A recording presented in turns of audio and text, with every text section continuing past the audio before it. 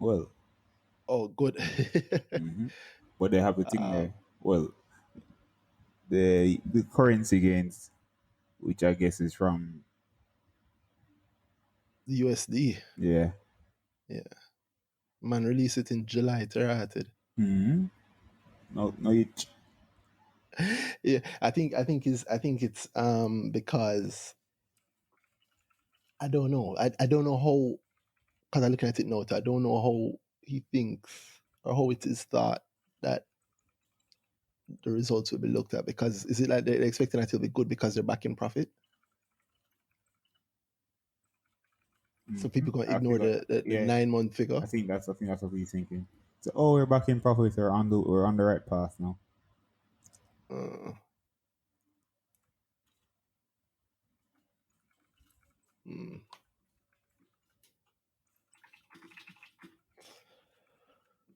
It's a bit of a gamble. That's the sort of thing that John Jackson always does, in my view. I've always viewed him this way, Host. as like, to me, this is how he sees the signs that the market should see as, hey, they look like they're down on the 9 month, but look at what they're actually doing in the quarter. Even though they're down on the 9 month, they're actually Uh huh. profitable in the quarter. Yep. And so over the next 1-2 quarters, they're going to be set to grow and not this negative 461 million out. I mean, it's possible because it's Possible, yeah, mostly possible. I know volatility on this, and it's a small price stock, so it can actually happen. But Jesus, yeah, but you know how it just goes sometime too, where very very often the first quarter of goodness, counting there 138, the first quarter of goodness, and people are like, well, fuck that stock, and it took 3 quarters of goodness for it to actually move. So mhm. 3 quarters of And the goodness, market, and Ryan talking about it. So and then we still had to wait. Yeah, the market is still so slow. It's still slow. yeah, if It's slow anything, it's because the slow enough. People core. pulling out hard. Exactly, that's what I was about to say. The core of the market are the people who know, and then the people who should know, Mm-hmm. right? And when the people who should know aren't quite as gung ho, because I mean, it's been a rough year for many. I Then think then the it's new fun. people, 'cause the new people jumping into the market now are looking for the cues from the people already in the market, right? Which is where we get So the lot yeah, of thing there, the lot of chasing.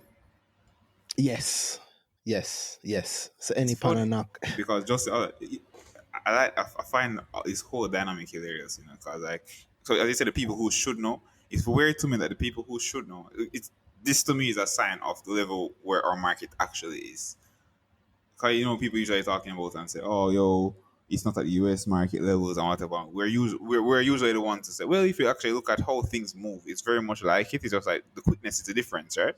yeah, the speed is the difference. But Yeah. to me is a difference where you look at like the thing there. People in terms of a mature market, we have the players itself. The players in itself don't seem to trust the market fully yet. So like you have certain people we always talk about them, um, CB, JJ, but Hmm. we're funny. We're talking like we're on the pod right now. Well, yeah, we are. Well, let me That's just fine. do the intro then.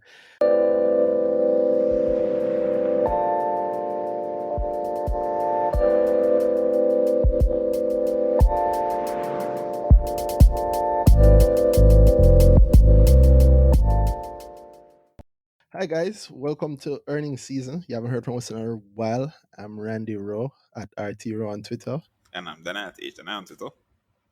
And yeah, instead of giving you guys another one of those reviews, market reviews that I've cut up, yeah, I said to Dana that it might make more sense that we just have a conversation, because we haven't had one in a long time talking Yeah. about the market.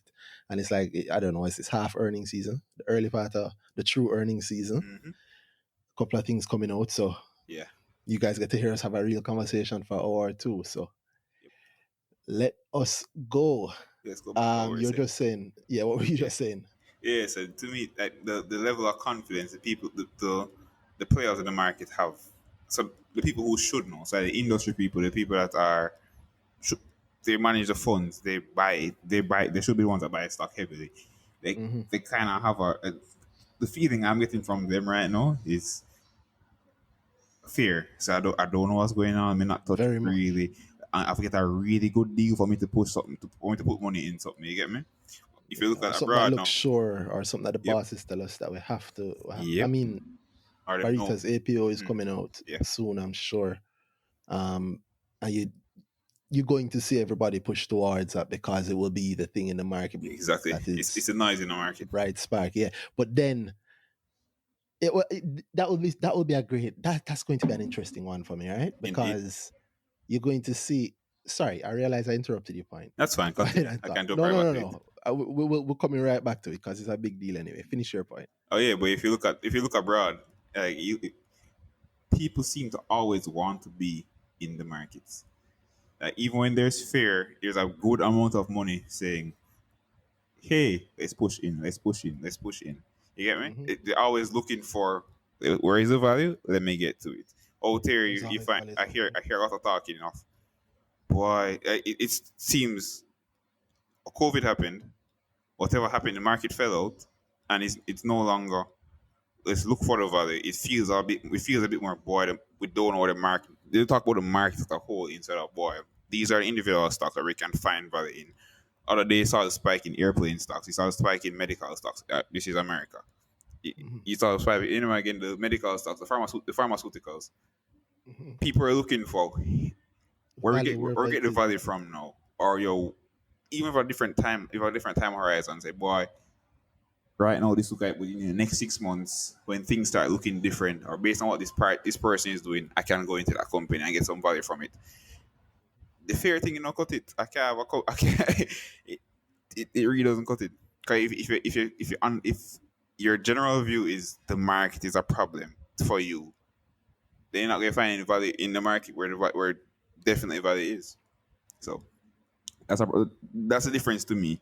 The maturity of the market, that specifically where the players are, the mindset of the players. That to me is a testament to the thing there, to the maturity of the players. I see Ryan put that thing there a long period yesterday.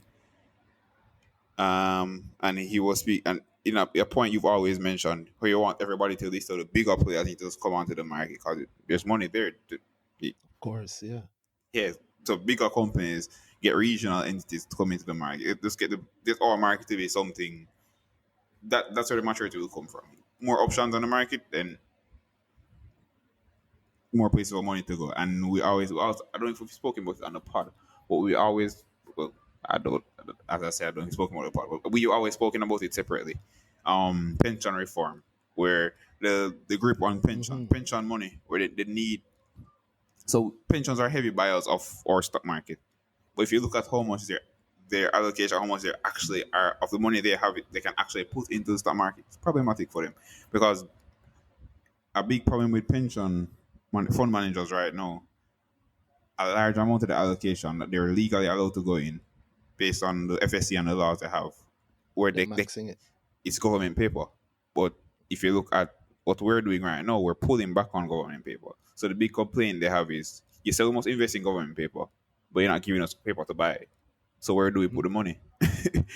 Yeah, and So the overseas limits, and then mhm, then they have the equity market limits. But I suspect that COVID might cause a little bit of the lightening of that load, right? Because mhm, I suspect that Capet got himself, Dr. Nigel Clark, might might want to have more money get unlocked from the pensions, especially over the next mhm, few months. I think. mhm. I think based on what could happen. Yeah, You, in our little group, there was a conversation started around the tweets, Rand's tweets, and somebody mentioned in an environment where we have, I think it was Stuart. He said in an environment where we're continuously looking for a reduction in debt to GDP. That does care work. Where if you're telling people, oh, we're reducing government paper, but you can only invest the pension in the government paper, that does not make sense. And so we get you get more institutional buyers of the pensions, put money in equities, only good for Jamaica yeah, and but for our market. to a level, to an extent, Mm-hmm. because um let's not look past why it happened. I mean, maybe we should Mm-hmm. look at why it is. Yeah, the Yeah, reason why we definitely. haven't really spoken about it is I'd like to do, like a set of shows Mm-hmm. on pensions, and that would obviously come up. But I mean, there must be there must be. I know there's a reason, but I'd rather not be the one saying it. I want to have more knowledgeable people than me come on and say it. But Oh.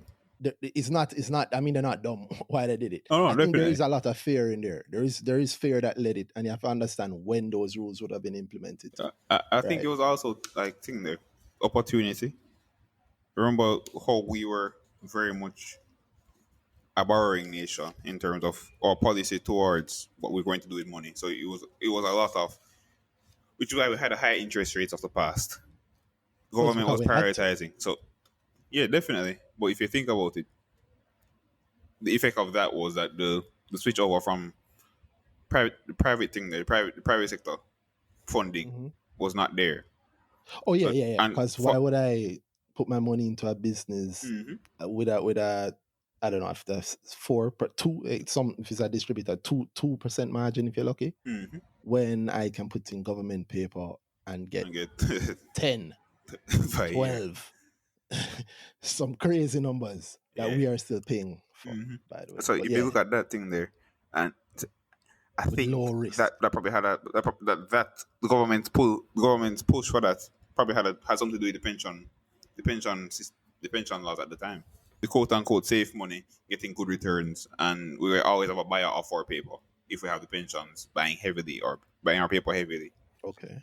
Well, I mean, I'm not saying no, Yeah, man, that's at the fine. end of the day, it's that, yeah, I just think know about how it would break, like how to safely break out of it. But I'm sure there are greater minds than mine working on how to break out of it.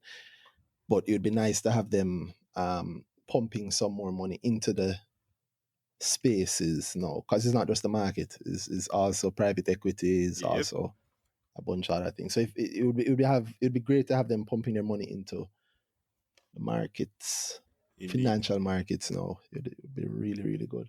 indeed. Hmm. How did we get to that from QWI? That's funny. That I do not remember.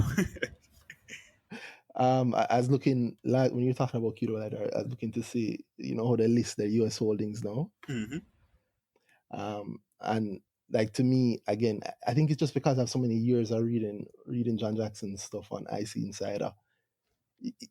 It's always it's always almost like an eye roll to me how obvious he makes what he wanted to see. But no, when I understand the industry now, I understand why hmm why that might be an acceptable way to do things, because he's speaking to his audience. So like for this, I am assuming he's pretty much just saying, guys, go and put these shares into your own little spreadsheet and you'll be able to track at least what our value is. Because we're reporting as at the end of June, and assuming that no great holdings have been changed, you can check how these have performed since. hmm Because I'm showing you the value.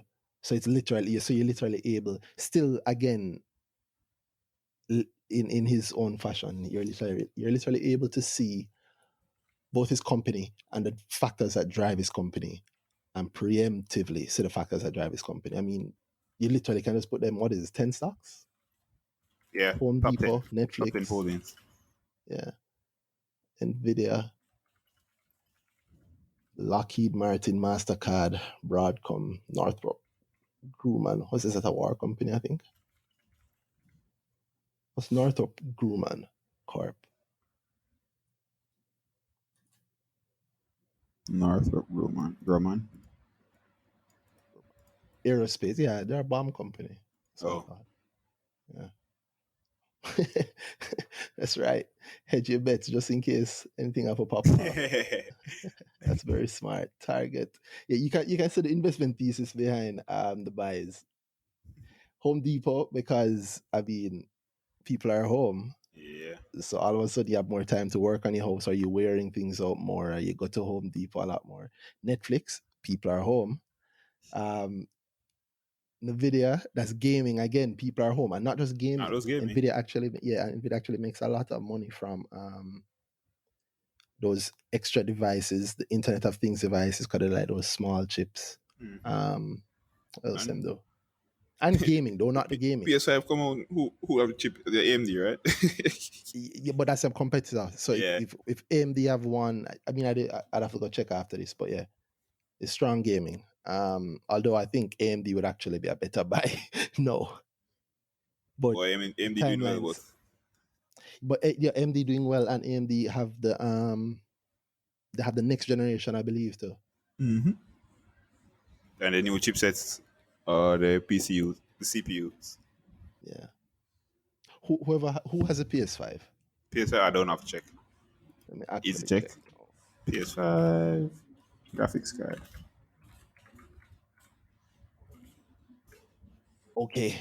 AMD have both the PS5 and the Xbox Yeah, X. I thought that was going to Yeah, happen, but I know they're the better buy because I've been following them for so long too. bro. I think AMD it's one of those They, stocks we always hear they've about. been, This people are very crazy about AMD stock. I've actually owned it. I've owned it. I made Yeah, money man, you off it told in me the the last past. stock you bought in US. Yeah, yeah. And it was because I thought, you know what? I actually bought it on the hopes of at home PC gaming becoming Check more and out more popular. and look at it Yeah, now. across the world, and It's that's exactly what has happened. look at it now.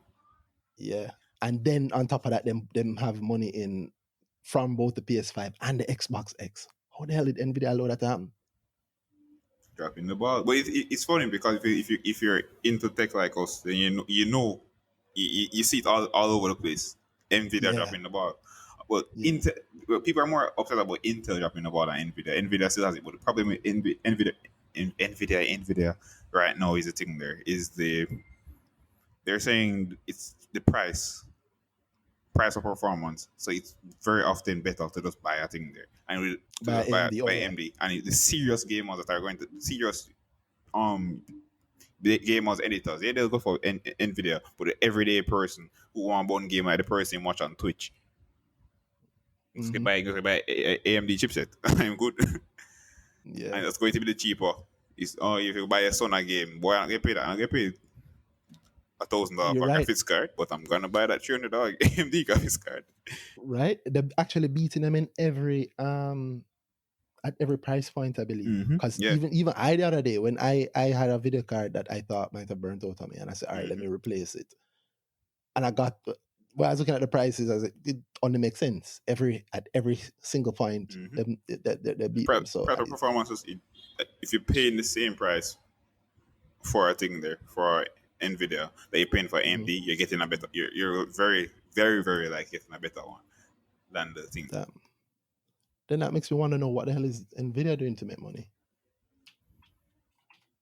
I have to look into that. But to me, it Oh, can't just be that niche of this. But then again, they do sell heavily towards that niche. So I'm very serious about this, and I want the best possible graphics I can get. I'm going to think there. Because if like so you watch thing there. When I found out the other day that Amazon owns Twitch, mhm. to me that was like that was a signal. I was like, oh, your name again, like Amazon buying into the whole gaming culture, the whole culture that Twitch brings around, which is man I bought ain't game and him into. stream it. I'm I into ain't that. You into. know you know I'm into that. So yeah, so Yeah, but as in but they're not no, as in they're not buying into, they're huge in it. They have oh a yeah, studio. definitely. They have a what's that game that the kids play that cannot play? Oh, The one Fortnite, where you build Fortnite. Fortnite, yeah. Yeah, they have a Fortnite S game. God, you know the type of game I'm talking. There's a ring. It's closing. Oh yeah, I think there. Call it again, Battle Royale. It's funny how we Yeah, go they have into a games. battle royale. Yeah, and they were giving it away for free hmm as always. So Yeah, the Bezos style. First one is free. but so yeah, if you look at stuff like that, then very often the people on that platform that are streaming, it's very hard. A low end graphics card can't stream and one game at high graphics the same card. So very often they're at the higher level buying Hmm. uh, More Nvidia expensive card. buy the Nvidia card. And if I look at youth and I want the best team because this guy I watch on thing there, the guy I watch on Twitch, he has the best possible setup because he has that graphics card. Which if I can afford it, then I'm going to it. Hey, you can catch me. I bought the best graphics card.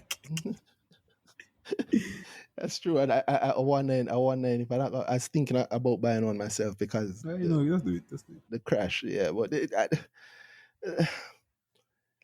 You can I afford don't it. know. But everybody's seen them hitting they're getting hit. I'm wondering if maybe they're making the money because as much as they're talking the game inside, they make the money from more than one place, right? And Definitely. like when I was buying into AMD, it was on the back end of them making money off crypto mining Mm-hmm. because their price to performance again.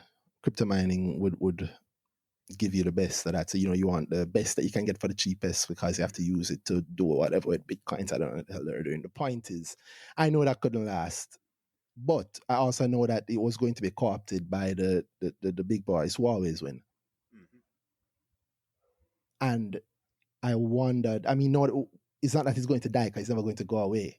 So somebody has to use it. So while somebody could make a PC to do the calculations to make them whatever amount of cryptocurrency, right? Mm-hmm. And you plug it in at work and you run it off the work electricity or something. And then because you're the person doing that, I mean, you have a certain limit to your money. So you'd buy like an AMD card or a bunch of AMD cards. When crypto is getting, which it is, no, it is as official as it is. I don't know if they're building computers with the same way, right? In the same way, right? Mm-hmm. So I'm wondering which company is it, Nvidia or is it Nvidia or AMD that's winning the new proper crypto wars? Or Remember is it remember they Intel? had their surge and graphics cards were impossible to get just the other day. Yeah. But that's If you can get kind of them second hand, done now, and they that just stepped up. don't know. Yeah. So it's always this, right? It's always the higher margin PC gaming market for general Nvidia cards. Then there's the lower margin but definitely whole heap of money to make Mm-hmm. it for one of the consoles. And then there's the other applications, right? Mm-hmm. Crypto cause other applications as a class to blow up. Mm-hmm. And graphics cards getting so good that they could do the mining and the second CPU kind of thing Mm-hmm. And is I remember PC laptop is still a space, and they very much put they build like a smaller chipset just for that laptop. So you buy that laptop, it has a little Nvidia sign on it or AMD sign on it, mm, which means hey, they just but build a chipset for that for that, and then Dell or whoever it is, just Dell as an example. Not sure what they use, whoever, but if you buy that laptop line, whichever laptop line they're putting there, you get AMD or Nvidia graphics on that. So every school has probably not going to game on it, or probably a little game on the side. Buy for school, mm, but he just bought Nvidia graphics or AMD graphics. So mm. there's also that market. And those regular buy a computer. Who does graphics for Apple? I think Apple do their own stuff, Yeah, I know they used to use Intel for their PCs. I'm not sure. and they control their own vertical now. Oh, Could be wrong. Let me see. it sounds like it's looking like they do. Yeah, it's looking like they make their own thing. Yeah, I don't. I mean, I think wasn't that. I was going to say it was Steve Jobs' dream, but I don't think it was. I They used believe to it have, yeah, man, was. say why the first thing I'm looking at why Apple ditched Nvidia graphics cards. Because I know they used to use it. And used Intel and Nvidia, but they wanted the in-house. As you said, Steve Jobs' dream, vertical, full. Yeah, they have full vertical from the rack to the Apple Store. Makes sense at that size. Yeah. Well, Got the money, you do it. Makes sense at every trust, size, right? but you get me. Yeah, yeah. I mean, it's all profit for them. Mm-hmm. Yeah, that's wow. We have lost everybody. Oh, yeah, yeah, we're gone way out into things we don't usually talk about. Right? So that we were saying Nvidia may not be that great a buy. 200 shares at, let me see how much he bought or how much they're worth at in a June. 75,982 US, and it's 200 units. So 379.91 per share at the end of June for Nvidia. And as of right now is 418.62. Thinking about the US market, so much happens that I Yeah. keep track of. Yeah, but they have earnings to report soon. So if those aren't good, if those are good, then I guess Yeah, if it's a beat, we know that earnings missed, then guess what? yeah, yeah. But 10% up, 10% up. a month later. Mm-hmm. Oh, it's But already I banned in the thought US market. Yeah. US market nice. Yeah. And if they're trading in the the advanced market way, they probably have the drivers, the stop losses. So I mean, you're 10% up, you have your little ticker. If you lose 2% out of the 10, you just sell and get out. Mm-hmm. And at that level, 200 shares, they can do that. Oh yeah. That the market makers cover that without Mm-hmm. noticing. Yeah, that's not bad. Yep. I mean, but that's the I suspect. Again, I don't know. Mm-hmm. Yet to Yeah. find out. I You're not suspect really that sure that's the what their thought around this is, how long yeah. them buying for, what they're looking for in the stock. Yeah, and I always say how I always said John Jackson. We're talking about Key.ja, but it's not just John Jackson. And Yeah. and I think the person who has a lot of insight on the U.S. market is David David. Stevens. Yes, Uh, again, an assumption of mine, but if so, like I was saying, we got to this point by saying that their investment thesis shows in what they have, right? So I'm saying you're at home for Home Depot, they're at home for Netflix, at home for Nvidia, Lockheed Martin. Lockheed Martin and Northrop. War. Yeah, that's Yo, that war. China thing now is too good enough. Yeah. I mean, I think we do a war, one way or another. So, it might But happen, they heard from Iran lately. right? I mean, yeah. That's how bad that was their own joke. I was still so. No, it's true though. It's true. That's Yeah, the it's very reality of true. life, and Yeah, that's history. true. And Yeah. what happened the other day, right before COVID, actually. Mm-hmm. Actually, I had this huge fear down the night. It hit me. I was thinking, if Putin decides that America, let's move on. Yeah. Let's talk about something else. Let's talk about something. It's a MasterCard, which is also smart, right? So MasterCard and Visa have been pushing financial access through the entire world. I've been on this Yep. push for The about Jamaica 2 see some more years. and more of it recently. Exactly. You notice that a lot of the drive and the push you've seen in terms of card access has been Visa and MasterCard, even the ads, Visa, Oh yeah, I was going MasterCard. to say if you haven't really, if I was wondering if I've been seeing them advertising more because I think I just because I just randomly pop and see one day and decided they're advertising nowadays, Nah, but they man, seem to be 2 to 3 advertising more. years now. Mm-hmm. 2 to 3 years now, it's been on the roadmaps, and which is why you saw a lot of the previous movements by the banks, because I know eventually this would happen, this would be coming, because Visa can align themselves with so many things, right? I don't know if the laws would allow. No, I think that almost definitely the laws wouldn't allow it, but one could imagine a situation where a gas station has a credit card assigned to that. Their credit card, right? The gas station's credit card, but they're not a bank. It's just branded with us. It's here, but it's actually a Visa card, But look at Mailpack. and it's linked to a US Look at bank Mailpack. or an offshore bank. Look at Mailpack. Mailpack has it. So Mailpack, what Mailpack has, I've been told. Big up Swavy. I think we're actually having this conversation a couple of days ago. He was saying Mailpack has a debit card, right? So it's your money, it's not a credit card. Mm-hmm. So how do you put money to it? I don't Which know how it bank does the works. fulfillment? I don't know at all how it works. How does it work? You know? No. No. But you have services like Payoneer and stuff like that, there's so many Yeah, it's options quite that easy. it's obvious that the financial battlefield is getting extremely Being wide. wide, Anytime you want to definitely. change anytime you want to change a battlefield, widen it. Anytime you NCB want, Visa debit cards not available. right? Right? the Right? the guys that And haven't been doing it for the longest time just have now done it. Yeah. So when the giant move, yeah, because NCB Visa debit card, I mean, that's great for you to buy on Amazon, sure, but NCB is now in a lot of countries. yeah. And it's same NCB in Bermuda is the same NCB in Half-a-Tree. Yep. Yeah, so NCB rolling out something is the same NCB in Trinidad. Even though they might still be calling them Guardian, but they'll change. Yeah, Quite so. that's not a joke thing at all. Again, we got there from war. This like the tangents keep attacking us. Yeah. MasterCard, yeah, but not Visa. Oh, the next topic, I'm going to hit you with the two when you don't need this one. Wow, It's yeah, but when somewhat you think related. not Visa, why then not hedging of the bets, or maybe the hedging bets, but it's lower in value? Wait, go. What you said? Repeat. They have MasterCard, but they don't have Visa. Who? The Q.ja, I'm still looking at the Oh portfolio. yes. The US And it's funny portfolio. because anyway again, or what we're exposed to with recent is Visa. So I think Visa's Yeah, it's been just making a bigger push.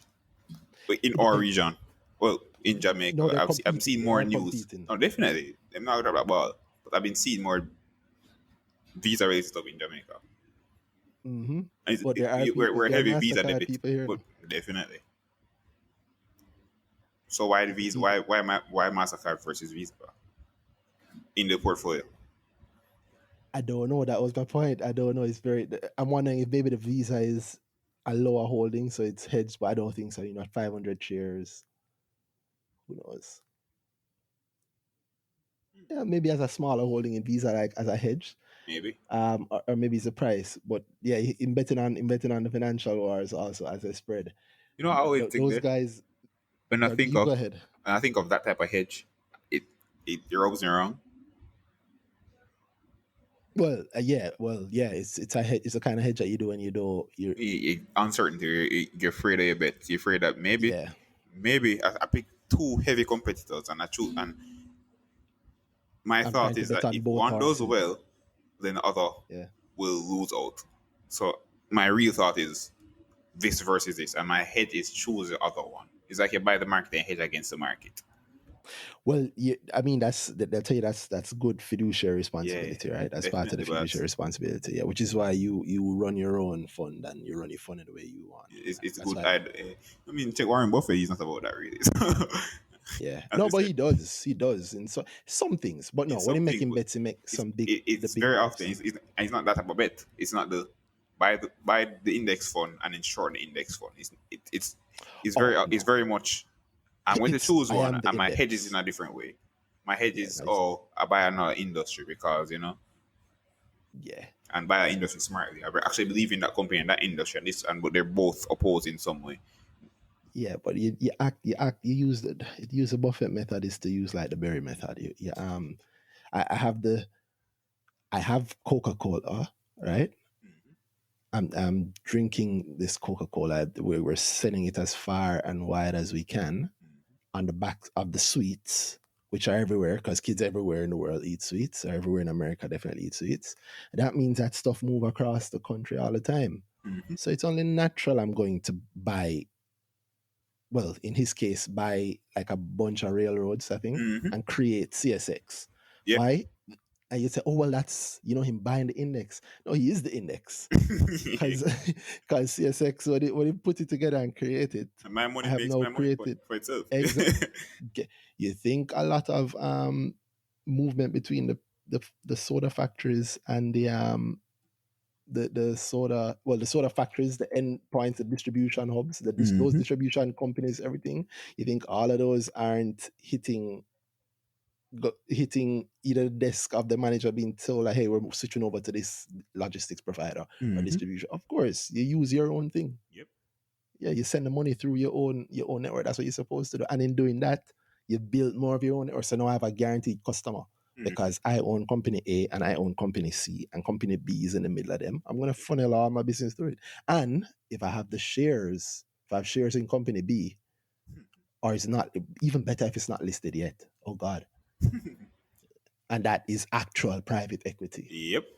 Yeah, that is the actual game. That's the level of the game. And you can do it. That's OPM working for you. Other people.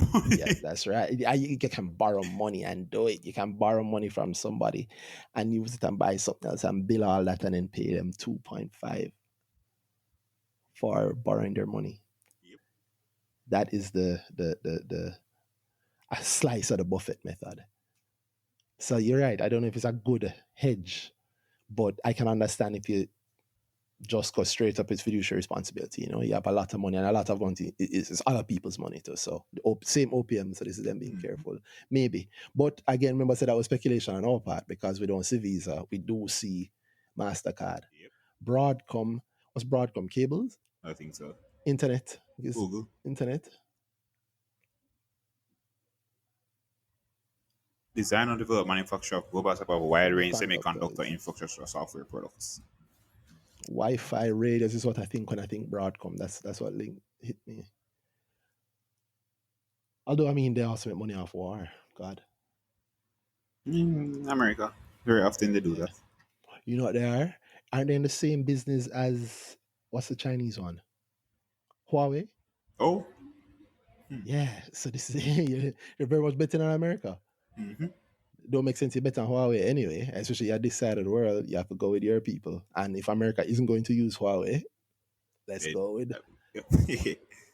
let's go with Broadcom. I mean, income up, revenue up, operating income up. It's been a good year. It's a good pick. Oh, you spoke about the Buffett method and whatever, and you're going into by the distribution and the actual product. Mm-hmm. MDS going into sweets. We said going into, but going And into they're are already in it now. What I'm saying that already in. that's the Yeah. type of thought. I already go into the Oh, place and sell. yes. You go every pharmacy you see sweet to put on. So why not? Mm. Let's get some sweets too. And there's some space on the truck when I'm sending it over. So send the sweets. So that's what I thought about. That's actually a great idea. I'm waiting for a smaller company to be aggressive though and smart and pull. I was going to say I was looking for a small one, and then I was looking for the example, and I realized the example is the one. Like pull a divestment, like a Blue Power Lumber. But I guess that is a small company, right? We're not really Not small. really smart, but yeah. When you guys touch them, they tend to get very, very big very quickly. Did you watch the Dairyman interview? No. I watched it. It was Derek Cottrell is an interesting fellow. The things he talked about, the man obviously know him in business, know him stuff. And I found out something there that I didn't know, which I think was a deliberate point that was made. That Dairyman is either the or one of the largest importers of rice in Jamaica. Yeah. Oh. And we're about to eat a lot more rice. Yeah. I mean, but it's a staple, so that's good, right? But that's that we see that from morning. That's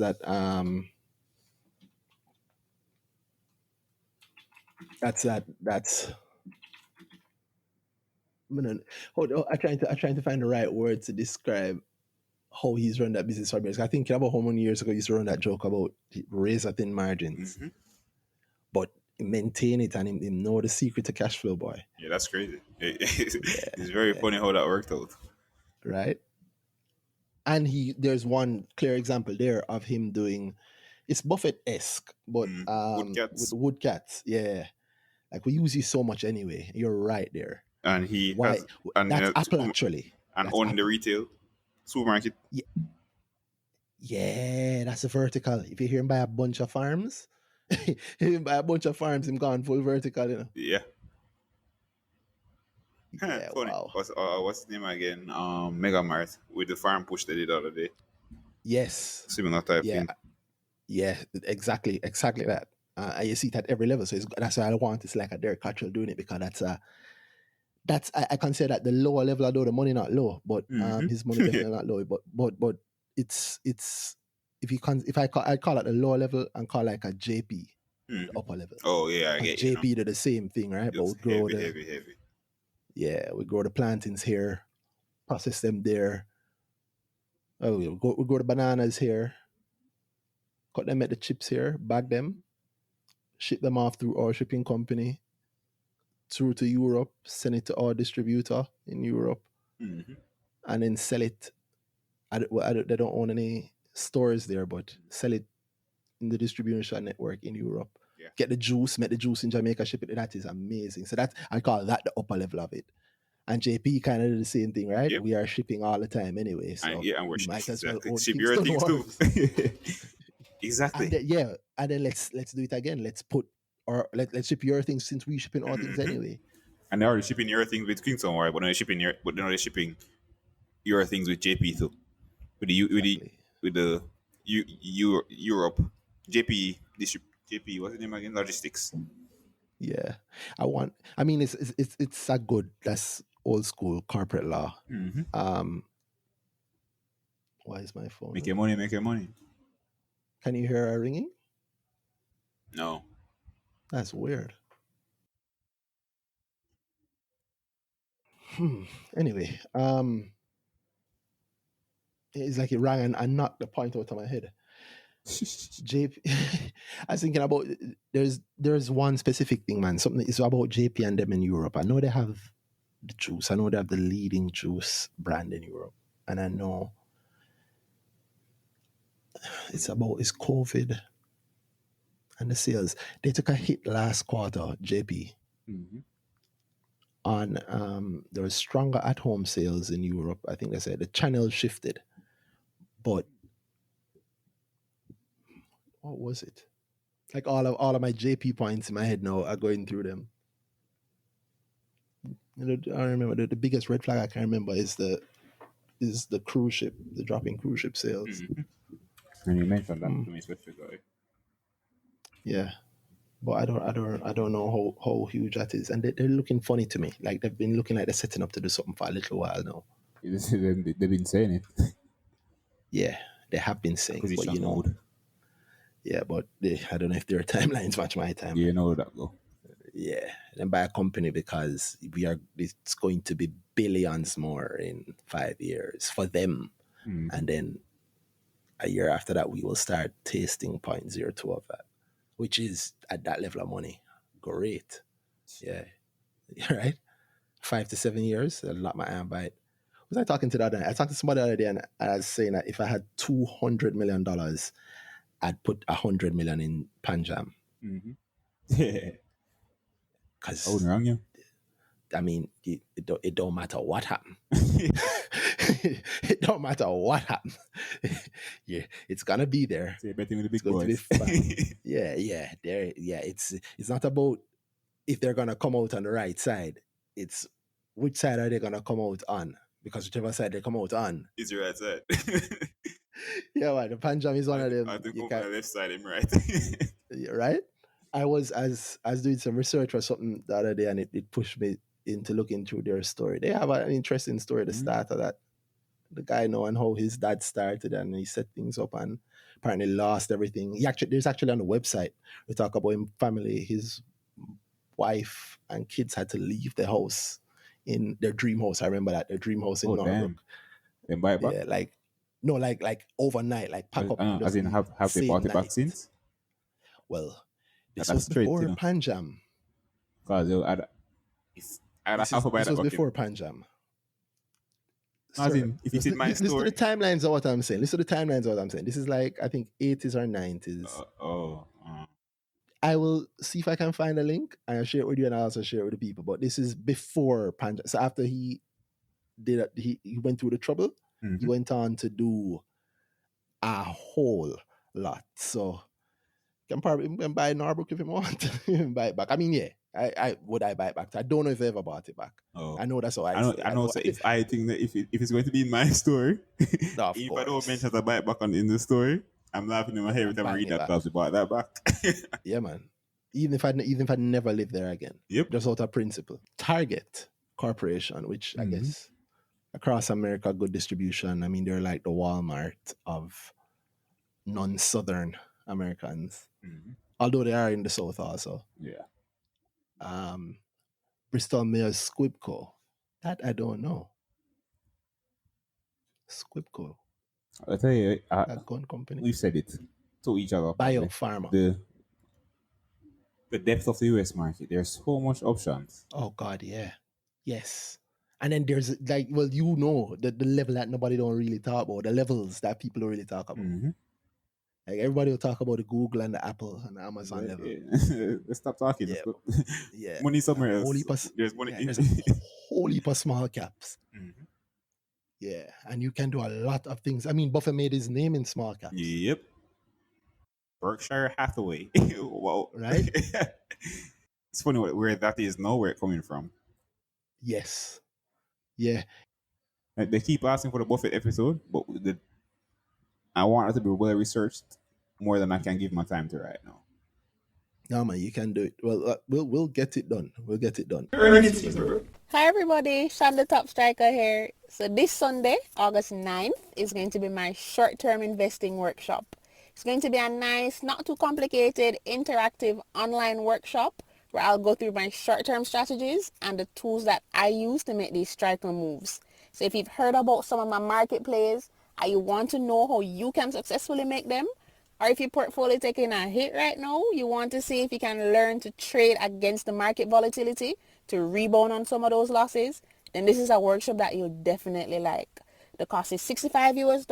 You can register and pay at everymickle.com/technicals. The link will be in the show notes. So join me on Sunday as we take the practical approach towards short-term investing on the Jamaica Stock Exchange. Guys, just took a break and I do not remember what I was saying before. So this is definitely the extra tangent episode.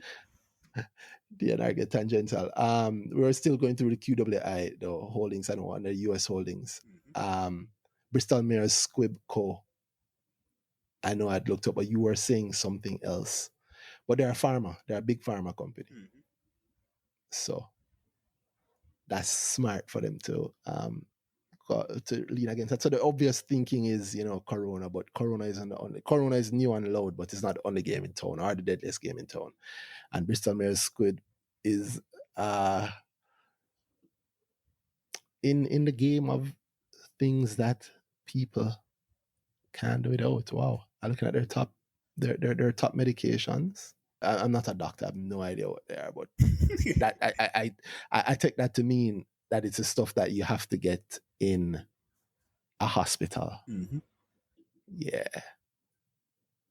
Which means that's a continuity of income. Just another thing Buffett does. Oh, yeah, that's why I don't know the name of any of these leukemia medications and so on. Oh, serious something.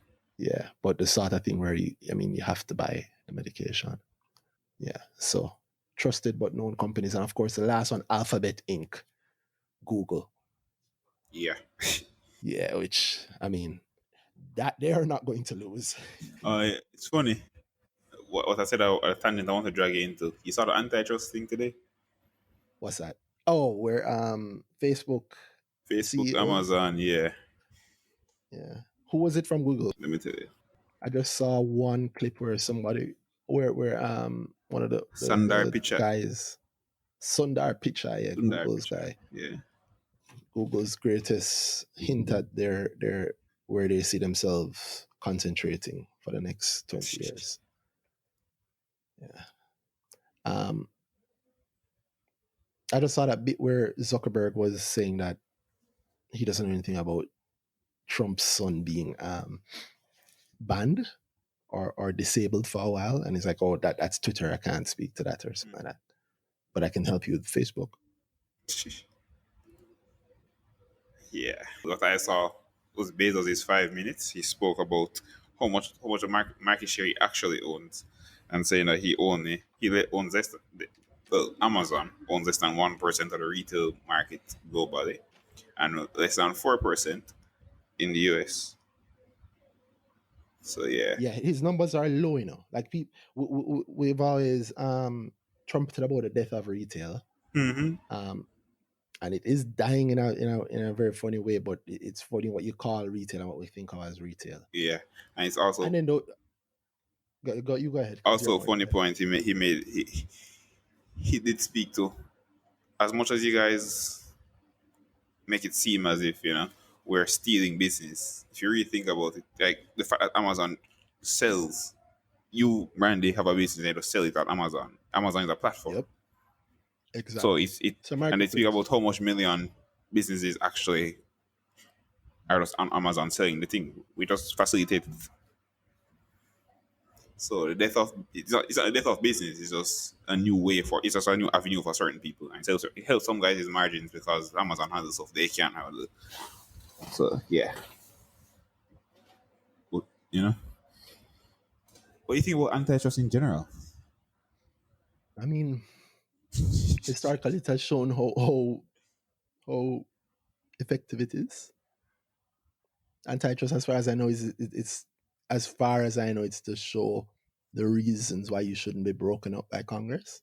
Yeah, that's how I think of it as. That's how the oil magnates Standard Oil was broken up, and it's so nice to say that. If you look at the history of it, all it did was that's when it created billion. That's when it created huge billionaires. There's no business runs along human nature. Nothing is going to stop human nature. Exactly. Then we're going to find a way to do what to benefit ourselves. But it very often feels like auto yapping. Like It let me is. complain about normal things. A lot of time it's just political posturing. Yeah. It's just to have my supporters see, so I can say that I did this. You look at thing there. Um,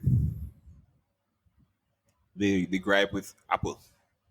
All the people are so app creators are complaining that hey, the terms that are given to us on the as creators on the Apple Store aren't what Mhm. we like, and Apple prioritizes the people they have an interest in. And Mhm. if you just think about that, my so I explained it that way. I was on an argument with my friends about it because they're less of filthy capitalists than I am. So um I was saying your business is viable because you're going to sell your business on Apple's platform, and you're complaining that the terms that are given to me are not favorable. Just think about that. I only thought of this business because Apple is a thing and it does its thing, and I'm going to push my business through that. So my business, the whole environment on business is Apple, but I don't like the terms, so I'm going to complain to the government. To me, the thing is, yo, either have this business or I don't. I mean, I'm with you. I know the other side of the I argument. know, I do. I very much acknowledge it, and I can definitely see where it because if it's style for business, it does look like a stifling of business, and if there's less avenue for the business to be viable, then you have this employment, da.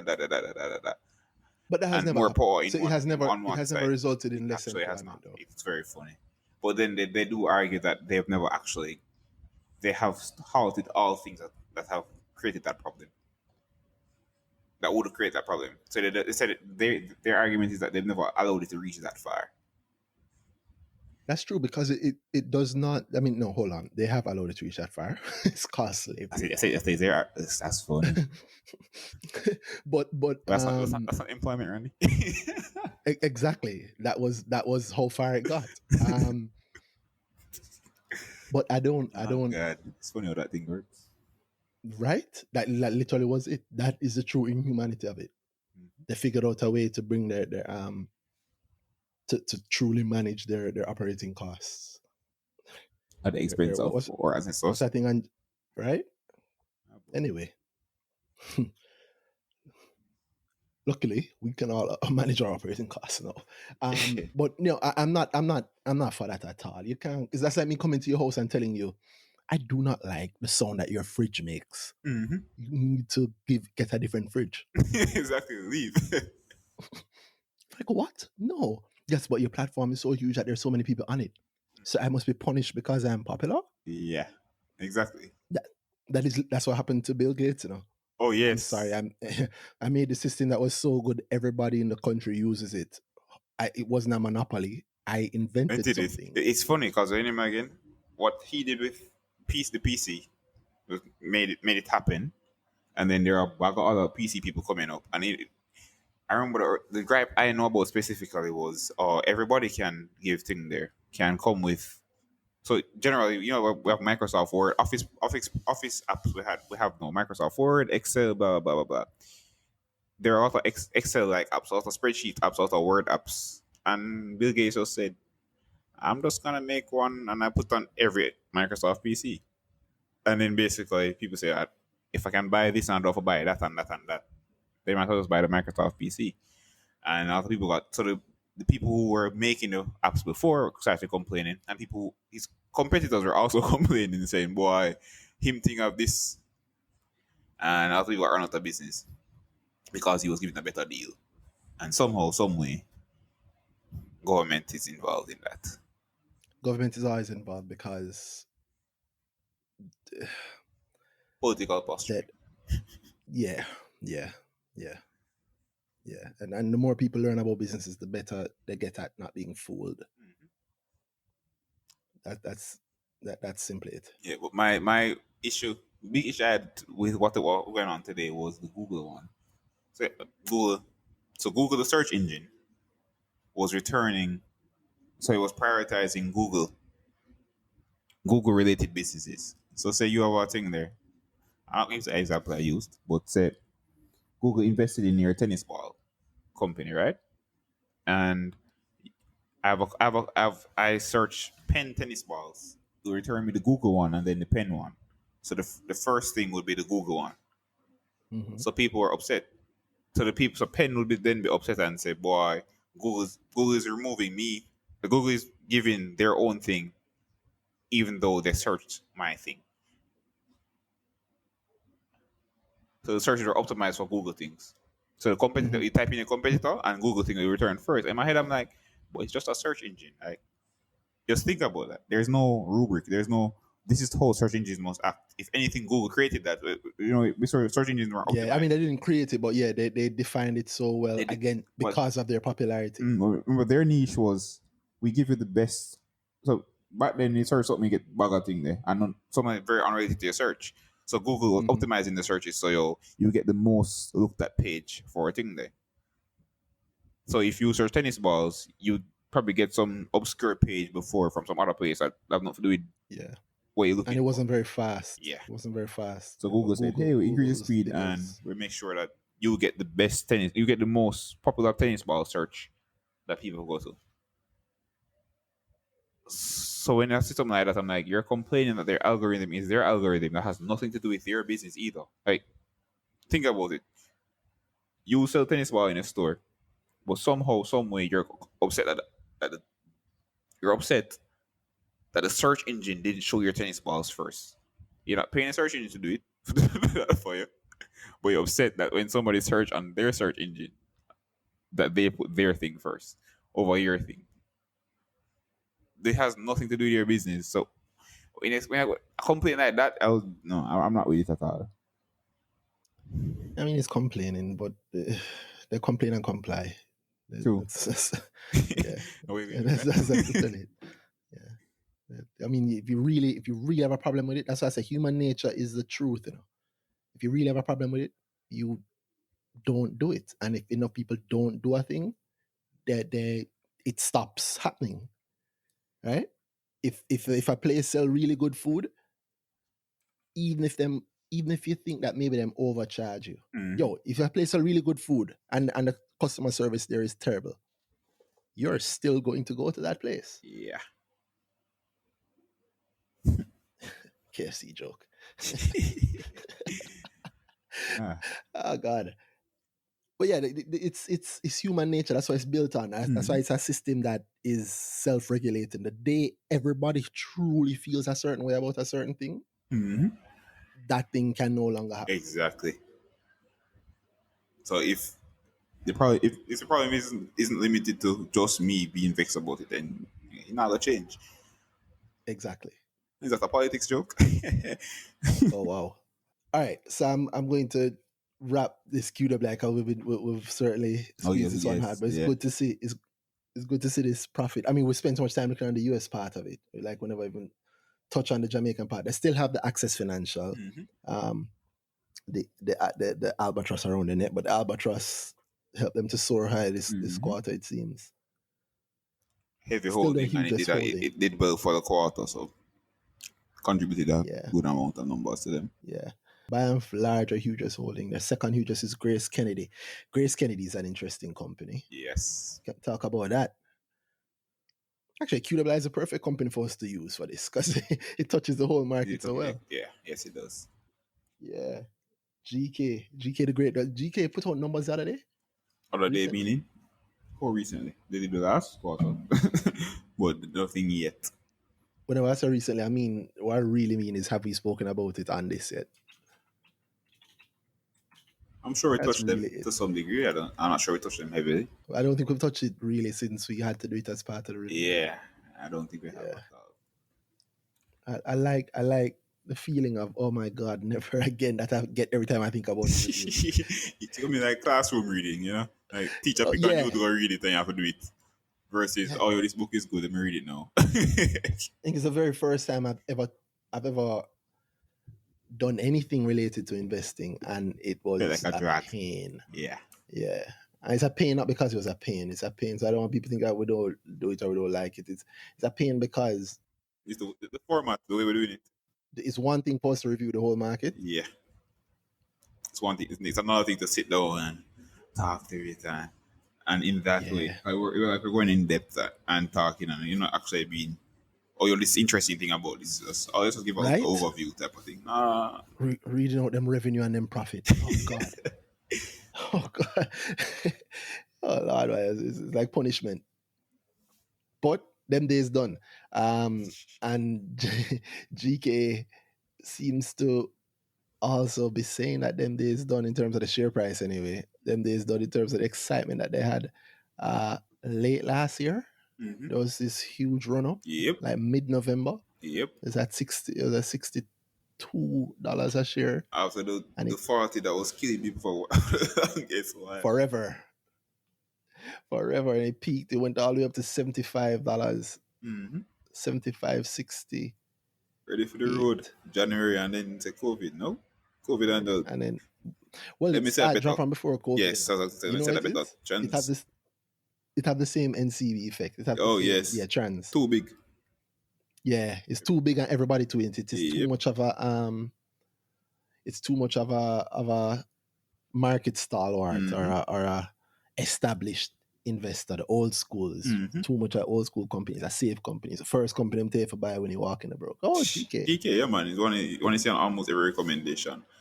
Exactly. You can hide you can lock your eye and see it.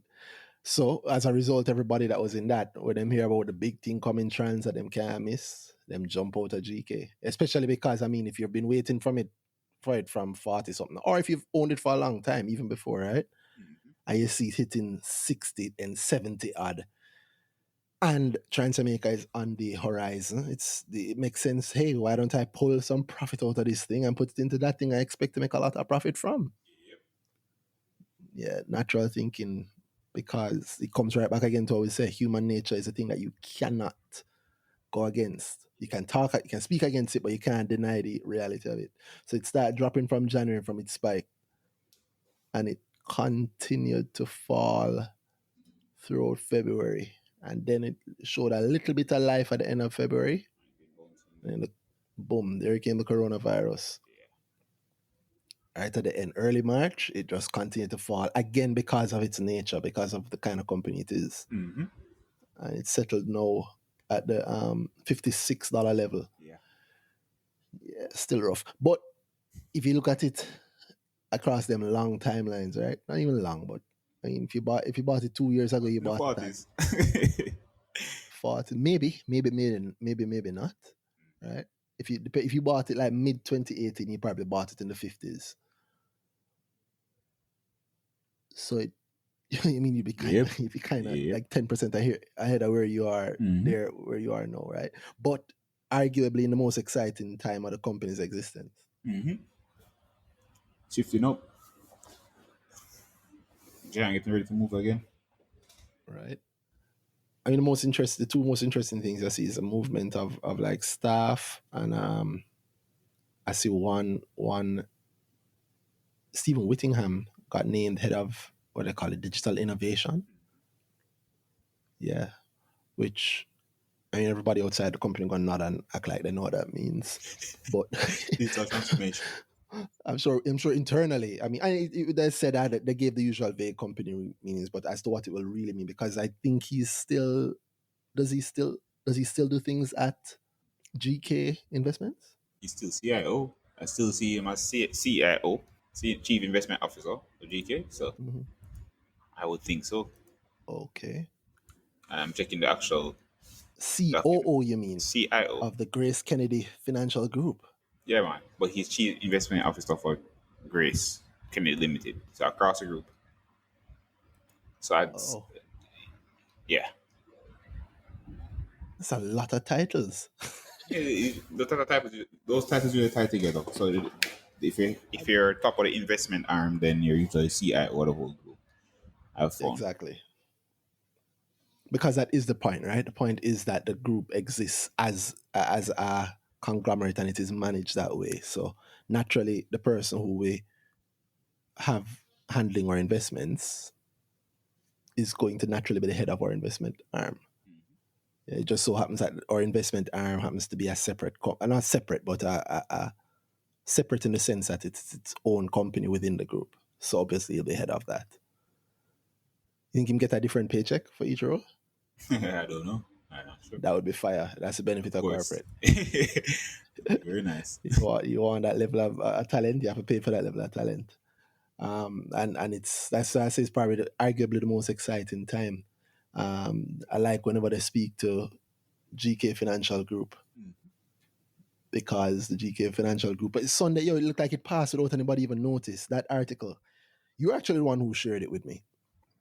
Key deal passes scrutiny. Yes. It's funny, we just talk about antitrust. So the Fair Trading Commission has given a nod to Grace Canyon acquisition of 80% stake in Key Insurance. So Key Insurance was GK bought 65%, and then they recently increased their stake to 80%. And the Fair Trading Commission say, hey, cool, they're not much of the market with this still. They might just do that. Why do people explain it? Why do people have taken it the wrong way? You said mash up the market. Tell them what you In a mean. good way, take a good chunk of the market. Mm-hmm. Yeah, market share. That's what I mean. Not the stock market. Or they might do that in a good way. Again, might some good things coming from Key. They already halted twice this or three times, no?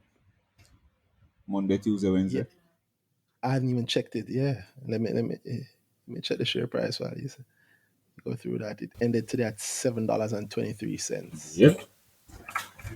Oh no. Wow. The last time it rose, and I then got joined the fray and spoke about it, it caused a little bit of furor. Yeah. The fundamentals of it doesn't justify the Just by the holding of price. it. Yeah. Yeah, But look how they're going to have a loss. And then right after that, they did have a bigger loss, eh? yeah. Which was we spoke about that actually. We did speak about it on the podcast where they lost. I think decided to just spoon feed that one. Yeah. The loss came from the reinsurance, so they canceled their contract with their original reinsurer, and because of that, they were no longer due certain money, so they had to book it as a loss. So a receivable line just got cut basically. So book a loss same time. A big expense line, 300 odd million. So basically, without that, they'd have a $50 million loss, which was a better loss than the same period last year. That's Key. They asked Key. But Grace's acquisition of Key, buying more. So to me, I think I think I've said it to you. I'm wondering if he might be surprised in this report based on this talk I've seen here.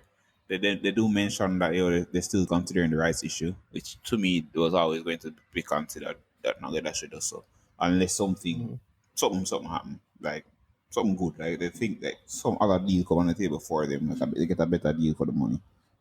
So otherwise Than free money. than a rights issue. Well, it's hard to imagine what could be better, especially if you're the one brokering it. Exactly, which is why I very much think the rights issue just get happen. And human nature, again, whatever they had planned must have been so huge that they're willing to give up 5 years of a tax break. Yep. Go on. You have to justify that. It's like grandma give $1,000. She come visit and she give you $1,000, and you lost it and you start ball. And grandma says, "All right," and she say, "You know what? Here is all right," and she give you back 1,000. He said, "Next $1,000." He said, "1,000 she give you back." I mean, that don't help. Me, that still vex. But that next $1,000 I should give you, that can't last. Yep.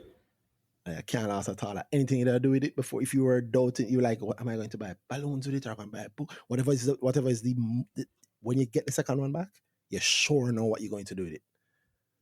Straightforward. Same way, same human nature. Get Key, and you have 5 years, 5 years of half tax. When you might very well, you obviously buy it because you believe you can fix it, you can turn it around. So if you project your turnaround and you see it good, and you can also do that without paying the full tax bill, paying half of the tax that you would have to pay. So that mean, common sense, especially if you're a group like GK, you want that money for, I'm sure, other things, or it could make a nice dividend. Yeah, if I don't have to pay it out to the government, let me pay it out to myself. I can use my money better than the government can, and I have to give that up. I must get something Definitely better. You have to come with something really good, something to cover the whole of that. So I think they'll be fine. Yep. That mention of, I don't remember if you said it earlier. You mentioned the reinsurance, not the reinsurance, but the actual reinsurer, and the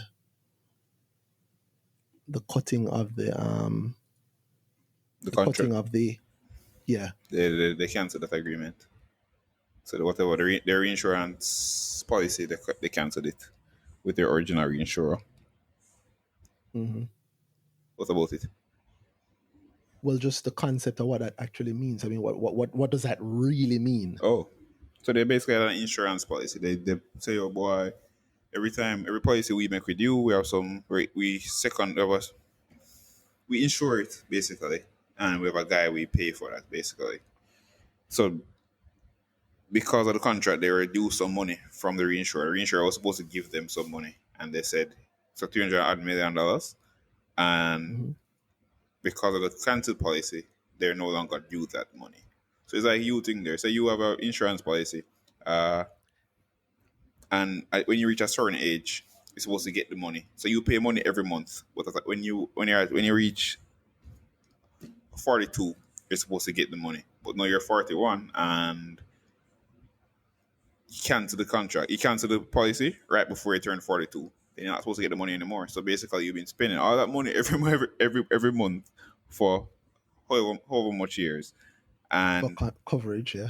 And then you just said, drop right at the end. Never mind. They'll keep it. Say you're supposed to get $50 million and you're not getting anymore. So that's a loss in the future. So basically, the book a loss at that point. Yeah. So the way these things work, them go have to find another reinsurer. You said it before how they're going to think there, and Dave said it even. They're going on to yeah. Let me hear what they say, because I know what I was going to say when I asked. But go ahead. Let me hear what they say. Oh, they said they've gone onto the group's reinsurer. So GK actually has a reinsurance policy across the group, and they're just going to tag Key onto it because they're part of the group. Of course, scale is how you win at that level. And you know how that go. Better deal on if it's more money under one umbrella, then you get a better deal. So since GK across the board was doing that, then they had a better deal. So I figure Key, they wouldn't just cancel the contract and move into a worse deal. So I figure they'll be spending less on the reinsurance contract, the reinsurance going forward.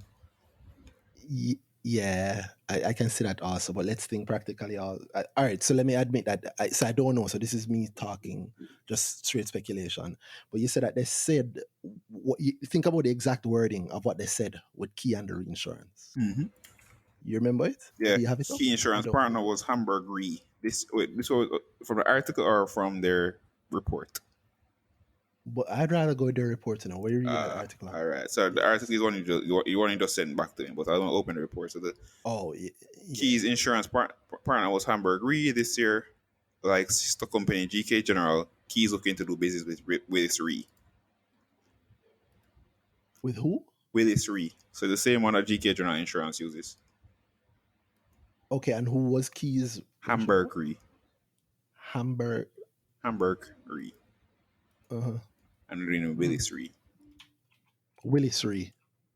I had this crazy idea in my head, but I might. Is that what you were tweeting about? No, insurance. No. Oh. I never wanted to touch politics, but. Oh yes, that's what I thought it was. But you know that go Randy tweet them after night. Yeah. Everything Randy tweets is about the market, so you know. Right? After that, I have a life out there. After that, now Randy tweeting about the market. Oh my God! No one has asked me what it is, so that's good. I'm sure it's coming. So the idea I had in mind was that I had this crazy idea of suppose they just, it's not like really that they don't have the reinsurance, right? Or like they cancel a contract, because why would you cancel a contract if Get there new was money. no, yeah, if there's nothing there, they don't make sense. You must have some plan where you write it in or something, right? Mm-hmm. Or is it that, because I didn't go over the exact reasons why they had to put the loss. Is it like a financial reason why they have to put the loss because it's not sure? Is it like one of the IFRS 9 things? You No, have to so book it's just the possibility it's of just a this? thing there, a loss of a receivable. So it's just like it's almost like ECL. You due some money, but you're no longer thing there. You're no longer due that money. So that's the part that I So keep trying to pull your mind to. That's the part I'm trying to pull your mind to. What makes you think that they're not going to get the money? Look at the wording of how, I only read it the one time when it came out. So I'm working from memory here. It's a long time it come out now. But look at the wording of how that thing was. Look how it was worded. Is it that, listen, there is no clause in the contract for us to get back anything. So based on, and again, I'm not, neither of us are advisors. We should have said that at the start. And guys, if you've gotten to this point, neither of us are advisors. We're not licensed investment advisors. Now this is investment advice. And I'm also not obviously a lawyer or an insurance agent, right? So I'm just speculating here. Here's my point. What if I'm talking to you, Dana? You're my reinsurance. I buy this company. I come in. Who's the reinsurance? Dana. All right, talking to Dana, and I say, oh, Dana, honestly, for this to work, we need our insurance bill to be at X level, right? You say, boy, I can't do that, or maybe I can, or maybe I do a, maybe I do a, maybe there's, for whatever reason, upfront, I will have to work with what's on paper. I see you just said to me, you can read it. Tell me, what is it that they say?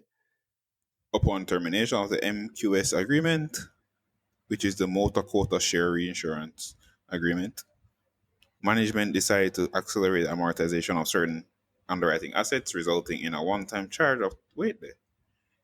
Exactly. From amortization, I was waiting for you to notice. They chose to book something. You know, actually spoke what was Oh yeah, happening. man, yeah, man. But Yeah, when I said manufactured loss. Let me be yes, clear for people hearing that.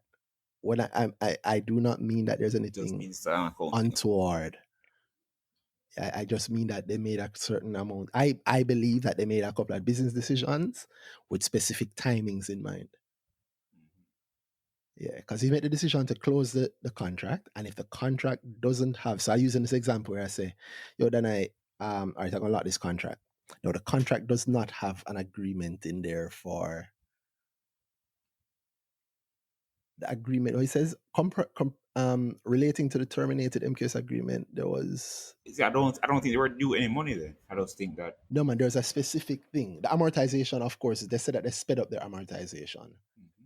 Also, for the people listening and wondering which one is it, just tell them which quarter report you're reading now. This is the March quarter, most recent report from Key. What is that, Q1? Yeah. And of course, I will have the link in the show notes. I know I've said that a couple of weeks and it hasn't been there, but if you can hear me clicking in the background, that's me ensuring that I'm putting a note there right now. So all I have to do is copy and paste it in case anybody is lazy. If you would like to get these as they come out, there is the Every Mickle Telegram group. And I said Every Mickle Telegram group is not a group. There's nobody in there talking. It's just a simple place where all of your news around what's happening on the JSC, articles related to companies on the JSC, it all goes in one place. So if you're looking for a quick, easy way to keep track of everything that's happening on the market, you can check it out. The link to that is in the show notes also. I shouldn't call it a Telegram group. I should call it what it is. It's a Telegram channel. So where they due the money? So that's what I'm saying. The issue. I'm looking at where they due money or just an amortization of underwriting assets. That's what they say to us. I wondered how you never pick it up, and then because So yeah, so basically you have to amortize the assets to accelerate it because the termination of contract because the insurance contract. Oh, okay. I know, hold on, no, you see that? You see the lack of the fact that they mentioned that, remember, my thing already, companies lie in air quotes, CEOs lie in air quotes. remember the idea behind how IFRS 9 works. I'm not saying it's IFRS 9 related, although it might But be. you know how. But You know how. Randy's an accountant. Yeah. where you have to, like, if you're writing something down, you have to use certain specific markers to write it down. So sometimes you have to use like market price, or like in the case of JMB, there's they did a valuation of assets with an independent valuator, right? So in this case, I'm thinking this reinsurance agreement, they made sure to state that there was no Yeah, they said the agreement made no provision for the payment of cash or settlement of outstanding balances upon termination, and hence was terminated without recourse by either party to the agreement. So then fine. Shit. So yeah, it's just accounting and how you look at things, how you put no, but money. hold on, because that means that they took a hit from the cancellation of it, right? Good. So they're saying Took that a hit there like is what? no. Explain the hit in real life. But it's just they said accelerate amortization. They probably have a balance. They named it here. They probably have outstanding balances. There should probably be a payback. You're the one who did the example of the thing. So what I'm saying here is this, right? What makes you think that they haven't had another agreement to say here? And why let me bring all my points together with IFRS 9. If the official contract has no official provision in there, and I end the contract, then I have no proof to show the auditors for my recovery of whatever balances I have with your company, okay? So Go based again on upon the that one. lack of that proof, sorry, what you're saying? Yeah, last man that one. Let us say that I come in, I buy this company, and our reinsurers are deny. I approach Deny and I'm saying, hey, I want X rate. Then I say, I don't know about that. I say, all right, here we're going to cut the policy. He said, cool. We cut the policy, right? Now you have a $200 million balance there to pay me back. However, the policy itself doesn't state that if I cancel, you have to pay me back. There is no clause in there stating that, right? We're now in the realm of hypothesis, guys. I don't want you to say Randy did say this and it's fact. No. Dana isn't going to thief my money. Dana say, hey, I have this 200 million here for you. I say, you just hold on there, Dana. I will tell you when to pay me back. Just confirm for me that our contract does not have a clause saying that you have to pay me back. Dana is like, no, there's no clause in there, but I'm not going to take your money. I'm going to pay you back. I don't want to have a bad name with you or whatever, I understand you get bought out, years of business, blah, blah, blah. I don't want to say that's cool. I'm not saying I'm not going to take the money. I'm going to take the money, but just please hold on because I have a vested interest in being unable to show my auditors any proof of 200 million coming onto my books soon. Because I'm doubting thing there. I'm doubting that because of the way insurance. No, man, hear me out. So I end the agreement. And so because of that, I have to amortize the cost. And I say, well, is there any recourse? No, the contract doesn't include any recourse. Okay. And so I have to write this manufactured in air quotes. I don't think they're doing anything wrong or illegal. I have to write this manufactured loss onto my books of the 200 million, right? In 3 months, after I have changed out management, fixed things up properly, have my people in, and I'm now on my big groups in reinsurance policy too. And I also want a nice little boost, maybe to make the numbers look good or excite the market around maybe a rights issue. I say, hey, Dana, that 200 million you have for me, you can pay me back now. And you pay me back, and I report it on that quarter's numbers. You are always going to pay me back. But whenever you're doing anything along IFRS 9, you can't just say you're doing it. You have to show proof. Anything audited, you have to show proof. And if you don't have, so even when you say that you are putting expected, when you said, I thought you got it when you said it's exactly like expected credit losses. Even though you say, I am going to get paid by my customer, where we have a 10-year relationship, they always pay. The auditor says yes, but Corona is happening. So you have to make some accounting for a possible loss. And I say, all right, I'll make an accounting for a 10% loss.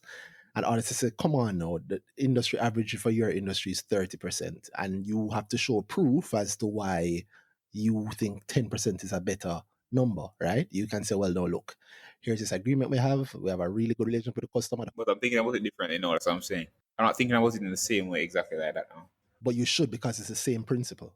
Yeah, but all right. So, If I know, think about what this is. This is a legal lump sum of money that you are going to give me legally, as per perfectly fine legal, but it suits me right now I in know I this get quarter. what you're saying. I'm not saying I don't understand what you're saying. I get what you're saying, no, but I'm not. And the contract, you have to understand this, the contract has assets linked to it. The receivables are an asset. But it's what I'm So saying. the second you cancel a contract, you have to say what happens to the assets.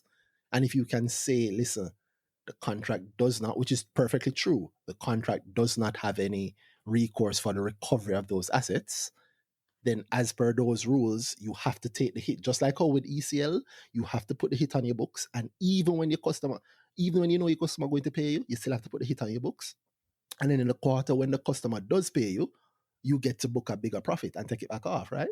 So there might be a quarter that you know down the road, because obviously you've been planning this for a good little while, where you specifically want a good hit to come in. All right, so I'm not saying you're not right, by the way. I'm just saying. Yeah, I don't care about that. I just want to hear it. Hit the theory. Let me hear. All right, so I think I'm thinking about it different. Insurance is basically I'm going to pay you every month because I know when I need the money. When I need whenever whatever agreement we come up on. When the car crash, you give me X amount of money. Cool. That's regular insurance. Me to the company, yeah. So that's basically reinsurance. So No, why is that? reinsurance is no. I am going to take any hit that happens to you, Jim Brown's insurance broker, insurance agents, insurance companies, and I'm going to reinsure you to a certain level. So there's a certain amount of money that I'm going to give you, but it might not be the same. In fact, you might have to pay out to Danai more money than I'm going to pay Okay, out definitely. to you. I'm just insuring your I'm insuring your insurance contracts. That's what insurance is. Yeah, exactly. I'm taking on the risk. Yeah, I'm Invented by moving. Lloyds. Yeah. So what's the difference? Well, It's the same. It's the same. It's the same. It's the same insurance. I want, yeah. You want Dana is like, you forget that we're still on the podcast. Yeah. So I get what you're saying. You and I know that, but I'm making sure that you state very clearly, so I don't have to put up with hearing how you're saying the wrong thing. All right. Cool. So, yeah, so I'm yes, just being careful. don't worry, you explained it well. So yes, so Yeah. it's still an insurance with another person. I am the insurer. I'm also insured. Cool. Yes. So basically, it's the same agreement. It's the same type of agreement. So why I'm saying this, they specifically say they're accelerating the amortization of certain underwriting assets. That's what got me. So basically, how I'm understanding the book insurance is that I have to amortize the possible money over the period of the contract. So if I have 1.5 million and I'm paying out money to you every month, then over time, then I would say, boy, that 1.5 million that I'm supposed to get insurance or whatever, the money I'm paying out every month to you is cut down against us. When I accelerate it, they basically hit all the things. They hit all the money they'll pay, all the amortization bill, which is the quote unquote deterioration of the money. Boy, I hate accounting explaining it sometimes, guys. Because I feel like I know I just lost people. All right, well, say it over. Say it in a way that it won't lose people. You didn't lose everybody, but say it over. So basically, Randy will give me $1 million if I pay him $10,000 for a period of time, right? Every time I pay Randy $10,000, I would weigh that against the money he's going to give me. So basically, at the very start of the contract, if I pay him $10,000, then he has what? I start the contract, right? He has $1 million for me. Every time I give him money, then in a sense, he has less money for me because I'm basically paying off that balance, paying off that $1 million balance. Get me? Make sense? No, I'm with you. Cool. And the audience won't reply yet. Yeah. Yeah. So I don't know if you're correct though, but I'm with you. that's how amortization works to me. But we're not talking amortization. Yeah, man. Sorry. I think reinsurance. Yeah, man. Sorry. So yeah, man. So because I have that reinsurance policy, they have to amortize it. which is the underwriting asset. Underwriting asset is really, you get me? It's really the insurance money that they're putting down. Sorry, you chipped out just now. You're saying the amortizing asset is really, Underwriting assets. Let me just be sure. yeah. I mean, how I see it is this: you're on the right path. I don't know where you Yeah, stop. man, yeah, You're man. pretty So much cool. saying Yeah, so basically, when they said accelerated, basically we have money to pay them still, and they have money to pay us. pay Yeah, us. Yeah. meaning if we're putting ourselves in the I think let's use real companies. Oh no, there's too much iffy ground there. We use Yeah. A and B. So I'm company A, you're company B. You're the reinsurer. You're Lloyd's you're Danai of London. I'm in Jamaica. I'm offering insurance on cell phones, right? I'm putting 100,000. So insurance on this cell phone. Everybody comes to me, and it's pretty much average insurance policy is 100,000 Jamaican, right? And you, Danai's of London, are giving me insurance on losses on a portfolio of phones up to, let's say, maybe 60 or 70%, right? So for every phone loss, essentially, you will give me 70K. And for every phone loss, I will give the customer 100K. And of course, I have an agreement in my contract with the customer that says, any extra costs I can take out, if maybe I can repair it instead of replacing it, I will do that. Why? Because I want to cut down how much of the difference at 30K I have to take out of my pocket. Why does that matter? Like, why would anybody go in that kind of business? Well, unless you lose your phone, I don't have to pay you any money. But every month that you don't lose your phone, you have to pay me maybe 5 grand or 10 grand, right? So you're paying me 10 grand every month, or let's say 7 grand every month. And if you lose your phone or get robbed or the screen break, I will replace it if I can, or repair it, or give you a replacement, like I said, or I'll give you 100 grand or a brand new one, right? Then company B gives me 80 or 70 out of that 100 grand. In the event that I have to do it, what you're doing is you're cutting the risk. And for him to give me that 70, I give him maybe 2 grand out of so 3 grand out of the Money you pay every month. money that I get from you every month, right? You, the customer listening. Now, then I have a nice little sweetener in his package, which is why I chose him as I chose to reinsure with him, which is that him say, okay, every year I will give you back 2% of everything you give me as a lump sum. And also, just because we're a regular business around the world, we don't do business with money immediately. We obviously have balances with each other, right? So you listening here right now, person listening to us on the podcast, you lost your phone and you did an insurance claim with us, and we paid out 100,000 to you. And we said to Danai, hey Danai, we have to pay out 100,000. Give us the 70 that you have for us. And then I said, cool, no problem. I'll pay you next month in a month. That 70 is a receivable. They are saying here, again, this might be a huge misunderstanding of it. So if we're wrong, somebody feel free to let us know. But my understanding of it, my assumption of it is like this. The contract now has linked to it that receivable, the 70 grand you're supposed to pay me, and maybe the little 2% that you have for me from last year's total money paid to you, right? The bonus. But I just got bought out and my new owners have terminated the agreement. And because the owners have terminated the agreement, finance rules say that they have to amortize the underwriting assets, right? They have to put the charge up front. They said that accelerated Unless amortization. That's the problem with me. as accelerate amortization of certain underwriting assets The resulting in a accelerate part. one-time The charge. accelerate part.